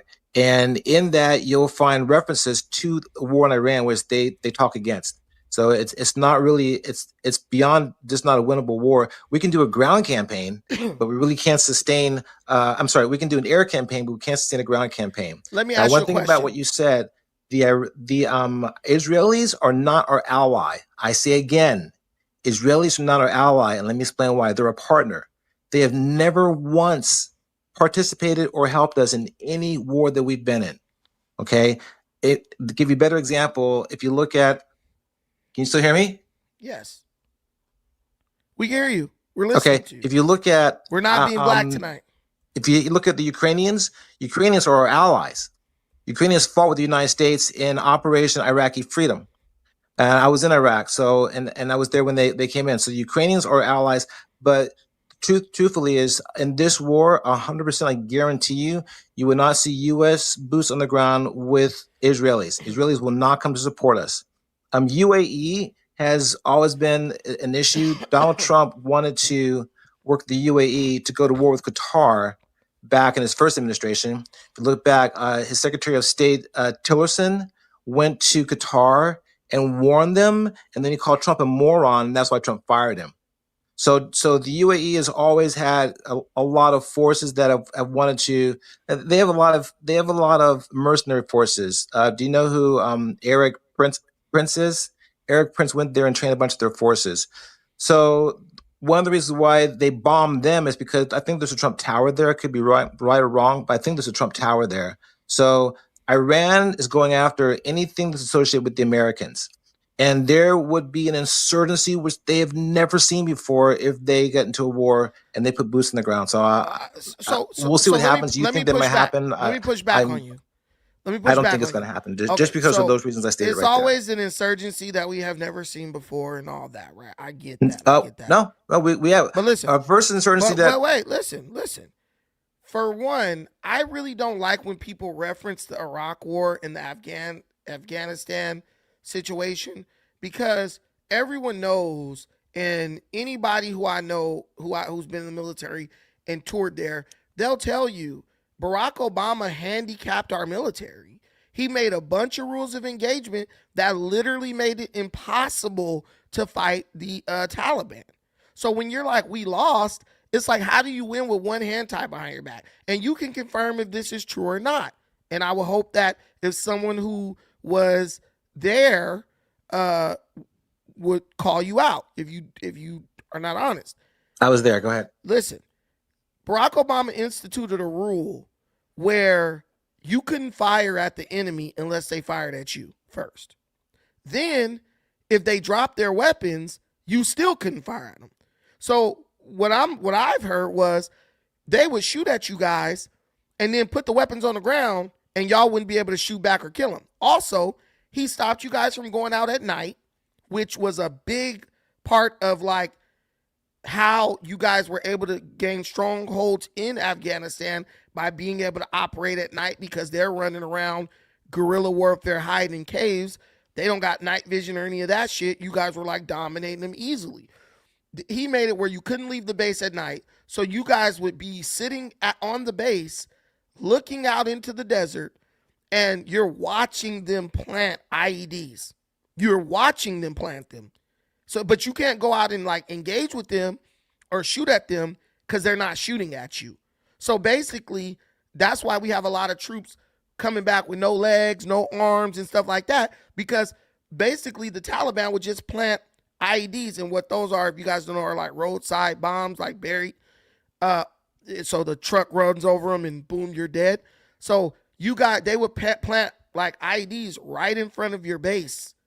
So even when you guys would leave the base, you guys would have to have like bomb track, the guys who like detect bombs go in front of you, and then bro would have to put like shaving cream or something down on the ground where there's a bomb at. And so when you guys would advance or go out to like go attack the Taliban, first you guys had to get through like a minefield just to go and engage with them, which would make something that should take 3 or 4 hours take like 3 days. Is this true or is this false? You're talking, okay, so you kind of went back and forth a little bit. I'll try to separate as best I can. Because you mentioned desert a lot. Did the rules wasn't of really engagement prevent you from defeating the Taliban as effectively as you could? I'm answering your question completely answering your question. Here we go. All right, so there's Iraq and there's Afghanistan. The desert is Iraq. It's very mountainous in Afghanistan. What you're talking about is called rules of engagement, and so the person that made the rules of engagement fell under Rumsfeld and under George Bush. So all the ROE was set in place long before that. Barack Obama in 2012 or 2010, he changed the rules of engagement in 2010, Barack Obama changed the rules of engagement in Afghanistan, bro. Like, this is documented fact. I don't want to pull it up, but I will. Pull it up because let me go back and tell you this much. When I was when we were in 2005 in Iraq, okay, and this was the ROE, yes, and so you're right. This is what the ROE said: if you see a person with a weapon on their shoulder, you can't fire at them. Now that's not a new rule of engagement. That rule of engagement has been back in for a long time. I bet you Trump don't have that rule. Let me finish. So that's the rule of engagement. Look at this is based upon the Geneva Convention. Okay, I get that. So you just can't change it arbitrarily and say, "Hey, we're going to start shooting people now," because now you're violating the Geneva Convention. Listen, do you understand that? The Geneva Convention. Trump is not going to put our soldiers in jeopardy by saying, if you see your enemy, you got to walk past him if his gun is on his shoulder. All right. Trump Again, don't play that, bro. Do you understand what the Geneva Convention is? Yes or no? Yes, I do. Do we abide by the rules of the Geneva Convention? Yes or no? Within reason. Within reason. Nope. That's not how it works. All right, either you abide by it or you don't abide by it. If you don't abide by it, you commit a war crime. You commit a war crime. You can be held liable for that. And what are they going to do? What are they going to do? There's a lot. First off, the U.S. is going to prosecute you. This administration may not, but the next one will, and eventually you can be prosecuted at The Hague. Has it ever happened? When Obama killed all those damn kids in Somalia, when Obama killed 2 Americans who did not stand trial, who defected over to the terrorist groups, when he blew them to smithereens with bombs, did the Geneva Convention then go get him because he didn't give them a right to a fair trial and all that stuff? No, they didn't, bro. So when you bring up this absolute bullshit, it's all arbitrary. Yeah, they'll try to apply it to Trump, but it doesn't matter because Trump's going to do what he's going to do and he's going to die. I'm telling you, if we fight a war, Trump ain't putting in bullshit rules. What I'm telling you is, this is what I implore. Stop comparing Trump's wars with Obama's wars. Because you did. I didn't do that, bro. No, you did. You did that. I didn't do that. You did that. Hold on, Steve.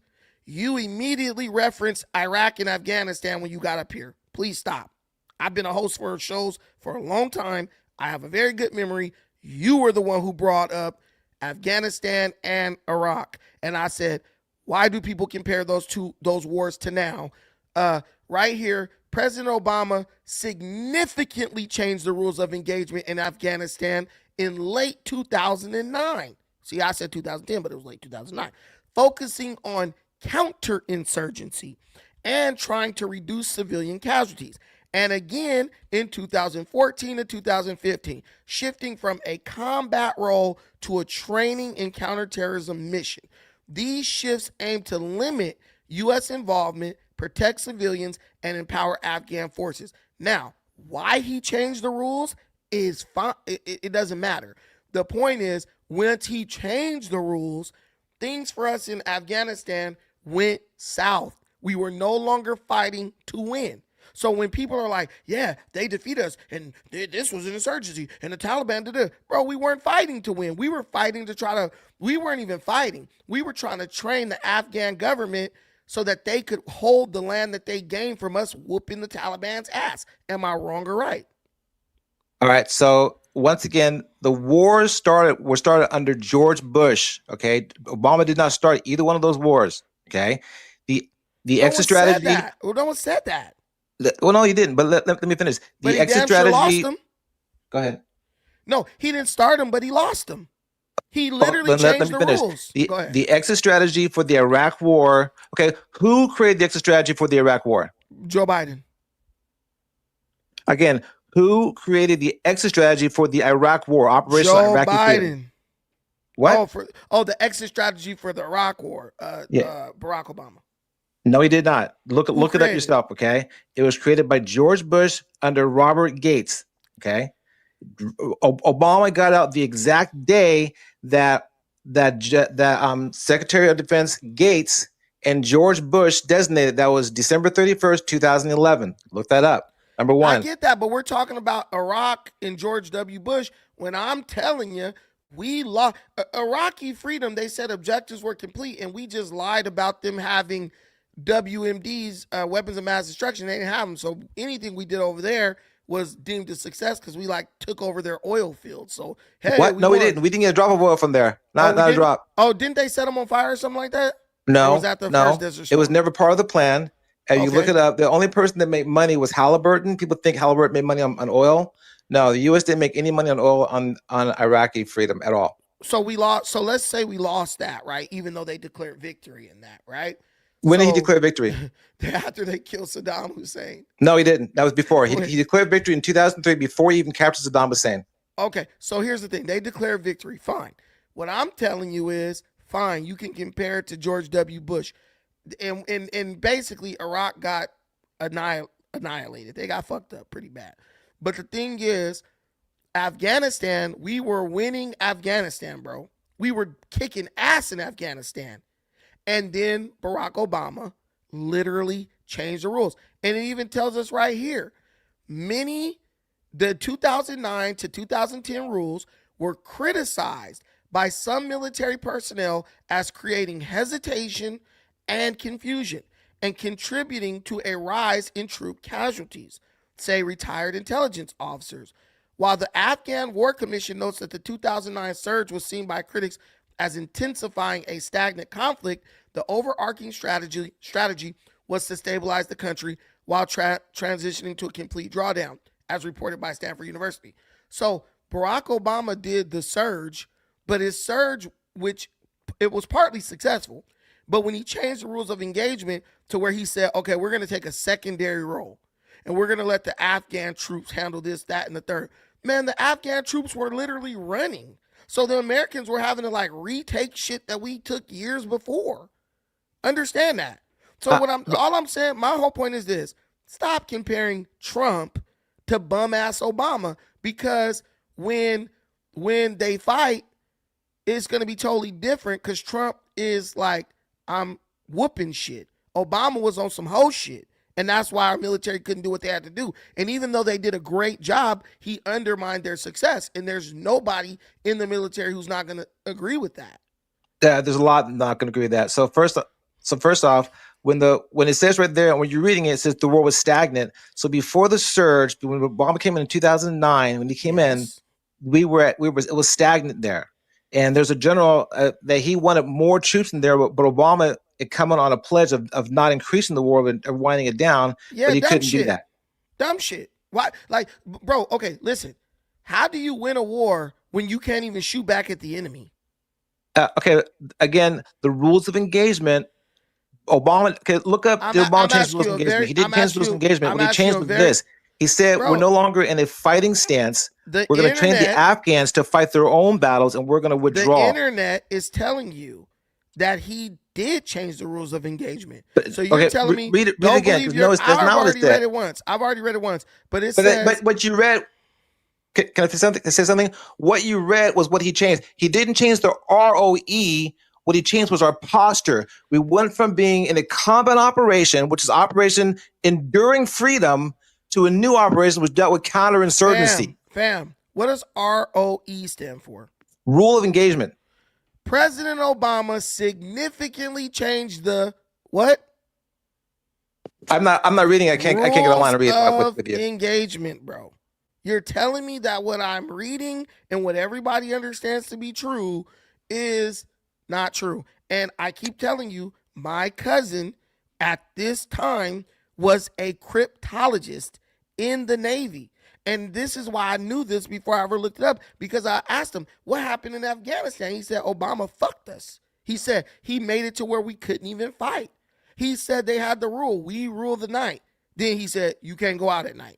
We had a technological advantage over the Taliban. They were basically guerrilla fighters running around in sandals, bro, with no night battle fighting capability at all. And we would go in with our infrared and our night vision. We had airplanes that could go bomb their ass out in the middle of the night, hit their ass right up in their cave. And Obama shut all that down. Understand why that. do you keep saying caves, dude? Where are you getting this from? Dude, they have caves in Afghanistan, bro. Bro, I was in Afghanistan. I was at Bagram So they Air don't Force have Base. caves? I set up Kandahar base. Okay, I know the have not range. caves in Afghanistan? They were fighting out of buildings. They were fighting out of trenches. They were fighting out of a lot of things. Okay, they're not just some guys hanging out in caves. When we could come at night and blow that shit down, Obama was like, nah, you can't go out at night. We were cooking them in night engagements when they would try to go to sleep, just like in this movie that just came out. What's this movie that just came out? Warzone, Battlefield. What was it called? You know, you're military. Come on, dude. It's a movie that just came out. I haven't seen it yet. The last one I saw was War Machine. War Machine? Oh. It was horrible. Yeah, that was fucking horrible. Military movies, I think that's 2025. Warfare, the movie Warfare. I saw that. I haven't seen it. I'll watch it. I haven't seen it yet. Okay, honestly. so if you watch that movie, right, that's probably like the most realistic war movie you could watch of like modern engagement, right? When did they go in and go into the buildings? They went at night. When they were taking cities and all that, they went at night. They were waking motherfuckers up in the middle of the night, kicking their doors in. Yeah, no, dude. I did plenty of operations, night operations. Okay. We went at nighttime. But what I'm telling you is that was one of the most advantageous strategies we had. So Obama comes in, y'all talk about Trump, but this son of a bitch never fought in a war either. He comes in and says, look, I'm going to change everything against the wishes of his commanders, right? He fired some of them. So he says, you can't go out at night. So if we're beating these dudes because we're able to bust in on them in the middle of the night, catch them with their WMD materials, right? I mean, their IUD materials, catch them with caches of guns under their mattresses. And if we kill them, it's like, no, they had all this stuff. We know they was doing this. And we had intelligence. People could tell you, hey, this is where he sleeps at night. And then we go get him. Once you take away our ability to go in at night, you kill the war effort, because now in the daytime, so at night, they started planning IUDs all over the place, and we couldn't do shit about it. But at night, they would do that overnight. So then when we would wake up in the morning, and you learn this from military movies too. When you watch the trucks and stuff run over IUDs, when was it? Daytime. Because do you think our military is stupid? Oh, they put an IUD there today and then we're going to run over it. No, they were blind to what was happening because they couldn't go out at night to patrol and make sure insurgents weren't planting bombs and shit. That's why every war movie, Jarhead, Hurt Locker, all that, when did you see these fools getting blown up? In the daytime. After they spent a hard night, well, you were there, so you could confirm it. After they spent a hard night, I was in Iraq. Bombs. And let me tell you, so in Iraq, what they would do is, and again, I'll send you some links to this, but Obama had a higher number of assassinations where the special forces went out with a kill list and killed these guys in the middle of the night. Way more he increased that more than anyone else did. He increased drone strikes dramatically. So, but as That's far as totally IEDs, fine, IEDs but you suck. just said, I lost a friend to IED, get blown right in front of my but you face. just said you can't win a war with just air power. You're So not. You even gotta have though, boots on the ground, 100%. right. So what I'm telling you is we were dominating the Taliban, as we should, because we are the militaristically superior force. They were like, people have this thing in their mind, and I don't know if it's just wishful thinking, that these dudes running around with AKs in the desert are somehow a superior fighting force to America. You and I both know that that's not true. You know that there were other elements to the fight that were introduced, specifically the changing of the rules of engagement, which gave the Taliban a strategic advantage over the United States military. Am I wrong or am I right? Dude, it's way more complicated than just wrong I or get right. it, but It's way more complicated than that. But if you had to call it just basically, How much do you know about insurgencies? Do you believe the Taliban had the ability to beat the American military in just straight up all out warfare? We ain't pulling no punches. Do you think the Taliban defeat American forces? It was an insurgency. We could not defeat the insurgency. Period. It doesn't matter what the name of it is. It does. Listen, we already had the insurgency under control. Even you said that. You said it was stagnant. I never said that. What insurgency do we have under control? Okay, if we didn't have the insurgency under control, how do we install a new government in what's the capital called? Kabul. Kabul. How do we do that? You have to take ground to install a new government, to install a military base, to do any of that. How did you do all that if you just had no way of controlling the insurgency? Because this is what the U.S. is good at. The U.S. is good at air power. The U.S. is good at naval power. The U.S. is good at initial ground power. But the problem is we're horrible at occupation. Okay? I think we're horrible because Obama made us horrible at it. I don't think we're just horrible. So then let me get this straight. Do you think Bush did a good job on the occupation of Iraq? I don't think Bush did a good job, but I think Bush understood, like, okay, we got to get the fuck out of there. Okay, then did Bush have a exit strategy when he went into the war? I don't even know. I don't know if he did, but I'm sure he had a plan. He didn't. He didn't have an exit strategy until 2007. Okay, so the thing is, Bush went in there and declared victory right away. We won on the ship because that's what America does. We're good at the ground and pound. We're good at shock and awe. But once the insurgency kicked in, we started losing soldiers every day. But we have 1, 2, 3, 4 U.S. bases in Iraq. So clearly a situation was created where the United States can maintain a presence there. And it's been there and it's still there. Okay, so let me explain. You're missing. How about this? Just when you're done, just go pull up after action review Afghanistan, after action review, and it doesn't take long to go through with it. And just look at the after action review, and this the same argument every time. We can win. We can do an initial air campaign and claim victory. We just cannot sustain an insurgency. Okay, and again, let's push this back to where we can. I believe that if the true potential and power of the United States military was unleashed, we could dominate damn near any group of countries, probably every country on the planet at the same time. We had a president for 8 years who literally implemented the dumbest rules of engagement ever. He literally was like, you're going to be there, but you're not going to fight. And prior to him doing that, we were whooping feet. Everybody. No. I have friends who are even Rangers. I train with them. You already know a lot of special forces dudes do jiu-jitsu. I'm a black belt in Brazilian jiu-jitsu in California. So I have all types of people I know, Rangers, Navy SEALs, all that. These guys will tell you, they're like, dude, we were fucking the Taliban up. Dude, I got one Ranger dude, and you can tell me if this is true or not. Bro was like, all we would do is go around to villages, fuck everybody up, throw those motherfuckers' bodies in like a river or a hole, and just keep moving. True? Is that true or false? I don't know. I could say this much about the Taliban. You do know. I don't. But let me tell you, we reduced the Taliban. Does shit like that happen? Does the U.S. military do shit like that? It depends on the operation. But let me say this: we reduced the Taliban down to about 300 Taliban in the whole country. Okay. Right. Okay. So we definitely completely dominated. We have 5,000 in prison. Okay.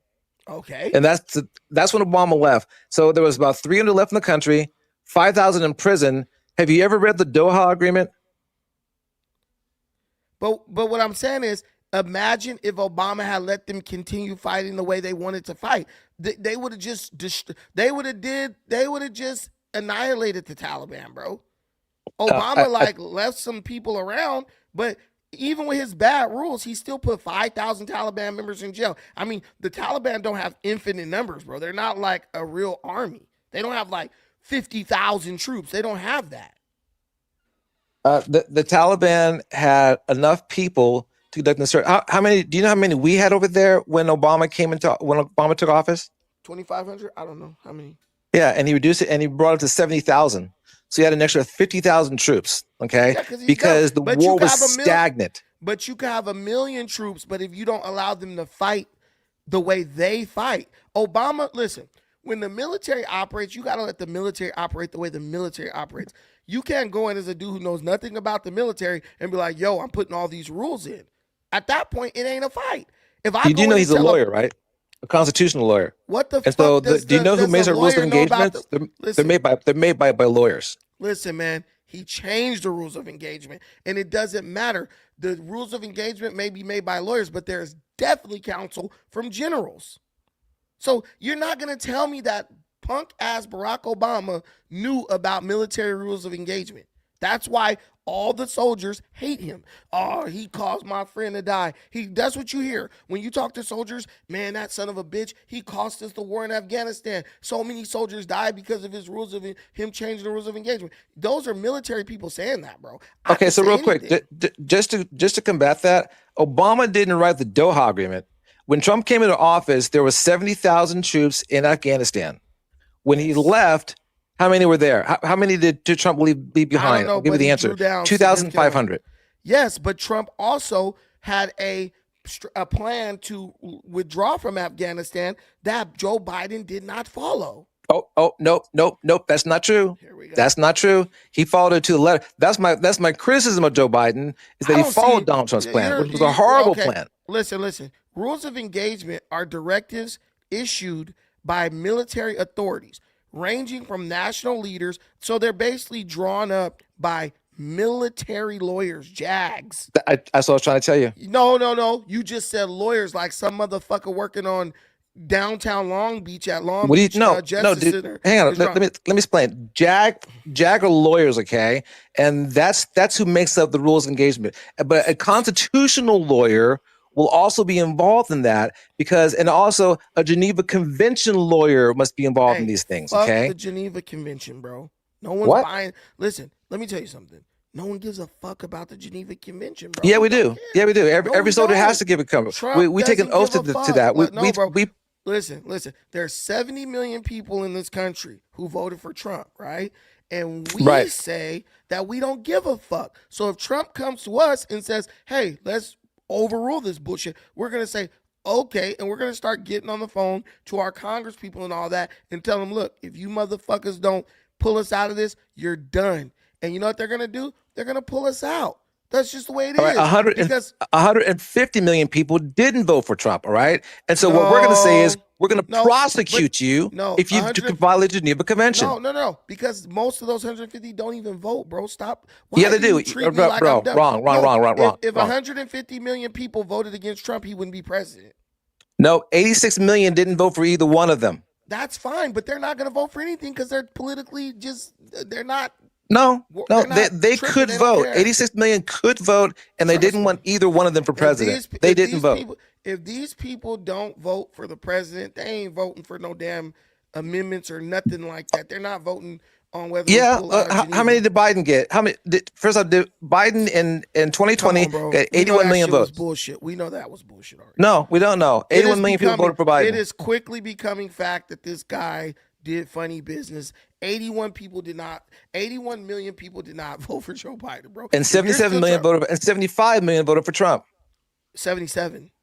No, the first time in 2020, 75 voted for him. 77 and voted he for won him. the popular vote, bro. Stop. But that's just saying. You're just talking about it, dude. No, I'm arguing I'm with just combating your facts. points because they're No. and it doesn't. This is the bottom line. We've always abided by the Geneva Convention. This is what I'm telling you. Fuck the Geneva Convention, and I'm telling you that legal officers, JAGs, specialized military staff, and senior commanders all go in and write up rules of engagement. So not just lawyers.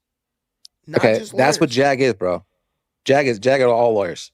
Yeah, but it's telling you JAG that are all lawyers. but they're saying senior commanders are a part of it. Specialized military staff is a part of it. There's more than just lawyers. No, but it has to be approved by law. I've written rules of engagement for certain operations. Every operation, you write the rules of engagement, okay? And the rules of engagement must abide by the Geneva Convention. For example, if you say, okay, look, in this operation, I want to make sure that my guys can shoot somebody that has a weapon shouldered.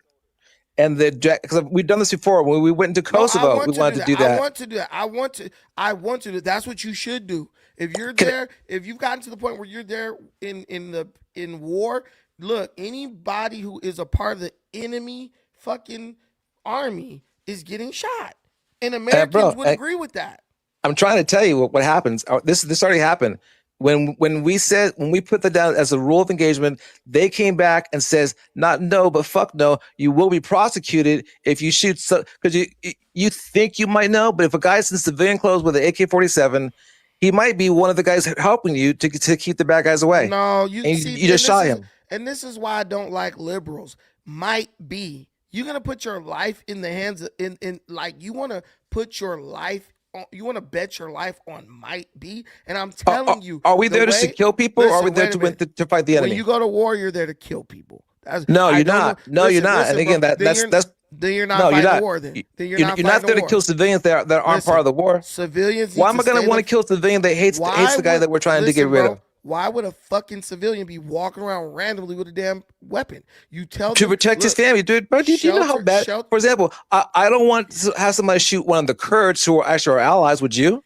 No, I wouldn't. But guess what? The Kurds would make themselves. Hey, look, we want to be out here working with you. We're going to be doing our thing. They're going to strategize with you. What I'm telling you is this, bro. Just don't say the military's losing battles when the military is being handicapped, bro.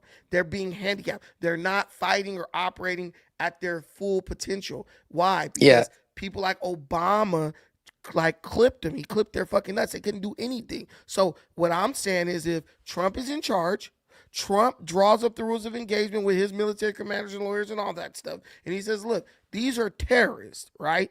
And I think that's why Trump makes it a point to keep saying, these are terrorists, because I think engagement with terrorists is totally different than engagement with soldiers from another army. Yeah, but that sounds good in theory in a soundbite. This is the problem, okay? The problem is you're actually fighting an actual armed force, okay? And that's what the Geneva Convention abides by. So you're not fighting a random terrorist. You're fighting a standing army, number one. Number two, we don't even know who we're shooting at. And you're acting like Trump is an absolute imbecile. Trump never served in the military. Trump's not a lawyer. At least Obama was a lawyer. Trump ain't even a fucking lawyer, all right? He's one of the dumbest guys that's ever been in the Oval Office. You're sounding like TDS. You're now making personal attacks on the president. Am I wrong or right? Am I wrong or right? You're wrong. So then tell me what military experience Trump had before this. Listen, man. Tell me what military experience Obama had. I never said Obama did. You're the one who keeps bringing up Obama. I'm bringing up only Donald Trump. Bro, I highlighted absolutely. And he was a lawyer. Obama was a constitutional lawyer. Man, I highlighted absolutely disastrous things Obama did regarding immigration, military, rules of engagement, all that. And you're like, at least he was a lawyer. Now you're trying to do the how did immigration get into this? I'm only talking about war. You're like the chick who you take her out on a date and she thinks that you're supposed to marry her because she has a degree. We're not comparing. I don't think any chick would want to marry you on a date. Come on, be real. Get back to the subject. No chick will want to marry you. You know what I'm saying? After a first date. But me, it's a curse, right? But here's the thing. Donald Trump, far richer than Obama will ever be, even as much as he sells out in shucks and jives and buck dances. Money can't unlame a lame ass nigga, but keep going. Lame ass nigga. Yeah, right. Trump will go down as a far better president than Obama. His approval ratings are still higher than Obama's at this point. 38. His approval rating today is 38. Keep Still going. higher than Obama. Still No, higher his than approval rating Obama. today is 38. That's not true. Obama was Keep like going. 26 at this point in his presidency. The only thing Obama will be remembered for is implementing socialist ass Obamacare. Let's stop. Wait. Can I trying ask a to question? compare Obama to Trump because there's no comparison. Then stop comparing them. This is the bottom line. Donald Trump has no military experience. If Donald Trump listens to Benjamin Netanyahu and commits war crimes, he should be held accountable for them. That's all there is to it. Who's going to hold him accountable? You? Oh, what? Yeah, the next administration will hold him accountable. I won't even vote for somebody who doesn't hold him accountable. Fuck the next administration. They're not going to do shit, okay? Let me tell you that. Okay, we'll see. We'll see. The next administration is going to be run by Marco Rubio. That's who's going to win the next election if he runs. Are they going to win the midterms too? Yes, we're going to win the midterms as well. And they're getting their ass handed to them. That's why Donald Trump has to cheat in order to win. Listen, bro, have you ever received a polling call? What's the polling call? When they call you to ask you questions, that will be that to make. Yeah, I don't take them ever. I never take them. You don't even. What do you mean? You never know who it is. So how would you say you never take them? Okay, they'll call and say we're conducting a poll. Click hello. Nope, I don't do polls. Listen, well, guess what? I've never received one. Fuck the polls. We've already proved the polls lie in Trump's election. They have polls saying Kamala was beating Trump by like 20 points, bro. No, they don't. Yes, they did. Yes, they did. Oh my. All right, but keep going. But no, they didn't. No, they did. They did. It was always 2 to 3 point margin of error. No, lies. Dude, this is the thing. You got to make these things that you say, but no, that's not true. But let's get back to the point. All right. Let me ask one question. Who made the Doha agreement? That was the withdrawal plan for it. And if Biden changed it, how did Biden change it? Biden didn't follow it at all. Okay, what did he not follow? Biden withdrew the troops before he withdrew the personnel and the people who helped us. Okay, but was that in the withdrawal plan? No, it was not. Have you read the withdrawal plan? I've read it. Have you read it? I'm going to put the notes afterwards. Have you read the withdrawal plan? I have. You clearly haven't read it, bro. I did. I read every bit of it, dude. I read it twice. So no, I have. And he abided by it. Matter of fact, he delayed it 2 months, and he should have delayed it for 2 years. But that's the problem. So he didn't follow it. But he delayed it by 2 months, okay? He delayed the withdrawal because it couldn't be done fast enough. Biden was too busy trying to pass executive orders to overwrite everything Trump had done. It was hard, bro, because Donald Trump basically gave the Taliban what they wanted. Donald Trump, do you know the history of the Doha? Biden gave the Taliban what they wanted, all our weapons and shit. Stop, that was in the withdrawal plan, dude. That's when the withdrawal plan. No, it was not. Okay, so let me ask you. See how you lie and then you try to just move on to the next thing? Let me give you an example, okay? Can you hear me for 1 second? Listen, I'm going to hear you, but Trump did not put in a withdrawal plan. Let's leave them a bunch of high-tech weaponry. No, nobody puts that in a withdrawal plan. But go ahead, you got the floor. Okay, so this is off the subject for a little bit. There's one bad thing that we do in the military. Like whenever we leave something, we tear up the infrastructure that we built in. We did it in Kosovo, we did it in Iraq, we did it in Afghanistan. Why is that? So anything that we built, we tear out. Number one. Why is that bad? But that's I just want to make that point to you. In Operation Desert Storm, the withdrawal plan took about a couple of years to get done. And we put all the supplies in different storage units all over the place. Why are you switching back and forth from Desert Storm to the Afghan war, bro? Stop. Do you think I'm dumb? But here, just hear me out, dude. I'm trying to explain. I'm retarded. I'm trying to explain something to you. That's kind of important. That all the stuff that George Bush, after the war was over, his withdrawal plan kept every bit of our equipment that we have, even the stuff that we brought back. We brought it back and we sold it to police companies, police agencies. Okay, a lot of the leftover food and all that stuff that went to Operation Provide Hope, which was helping out when the USSR fell, and also Operation Hope that was in Somalia. Okay, that's what all that stuff went to. Okay? It took a long time to happen. Trump made this withdrawal plan to go within on basically 18 months. Okay, it was way too fast. He didn't have it, and also Stephen Miller wanted to make sure that none of the Afghans came to the United States. So he prevented that during their administration. When Trump left office, there was only 2,500 troops left in Afghanistan. And that was fucked. We needed at least 20,000. All right. So that was the first part about it. And when Trump made the plan the first time he presented to the Taliban, the Taliban said no. And what did Biden do? He took those 2,500 troops out before he got the civilians out. Bro, I'm trying to tell you that was no. When he got into, we needed more than that. That was just at Canada. That was just at Bagram. That's all that there were. And in the plan, the troops should have come out under Donald Trump. Okay, when he was there, that's when all the civilians should have come out. He went exactly according to the Doha plan. No, he didn't. No, he didn't. All right, Everyone all right. on Earth, listen. No one on Earth agrees with you. I want you to understand that.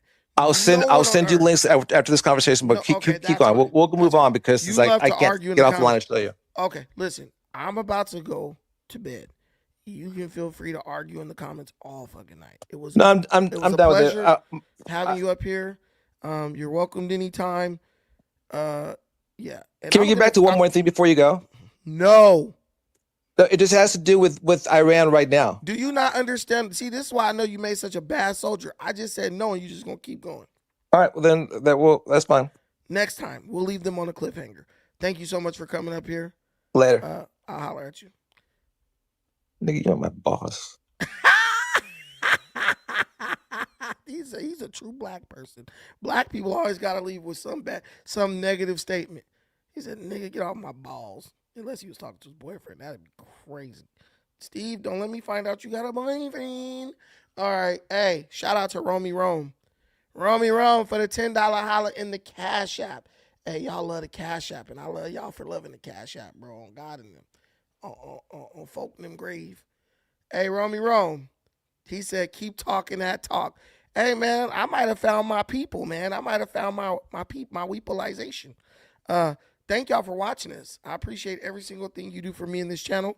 Till the next time, take care of yourselves. But most importantly, please take care of each other.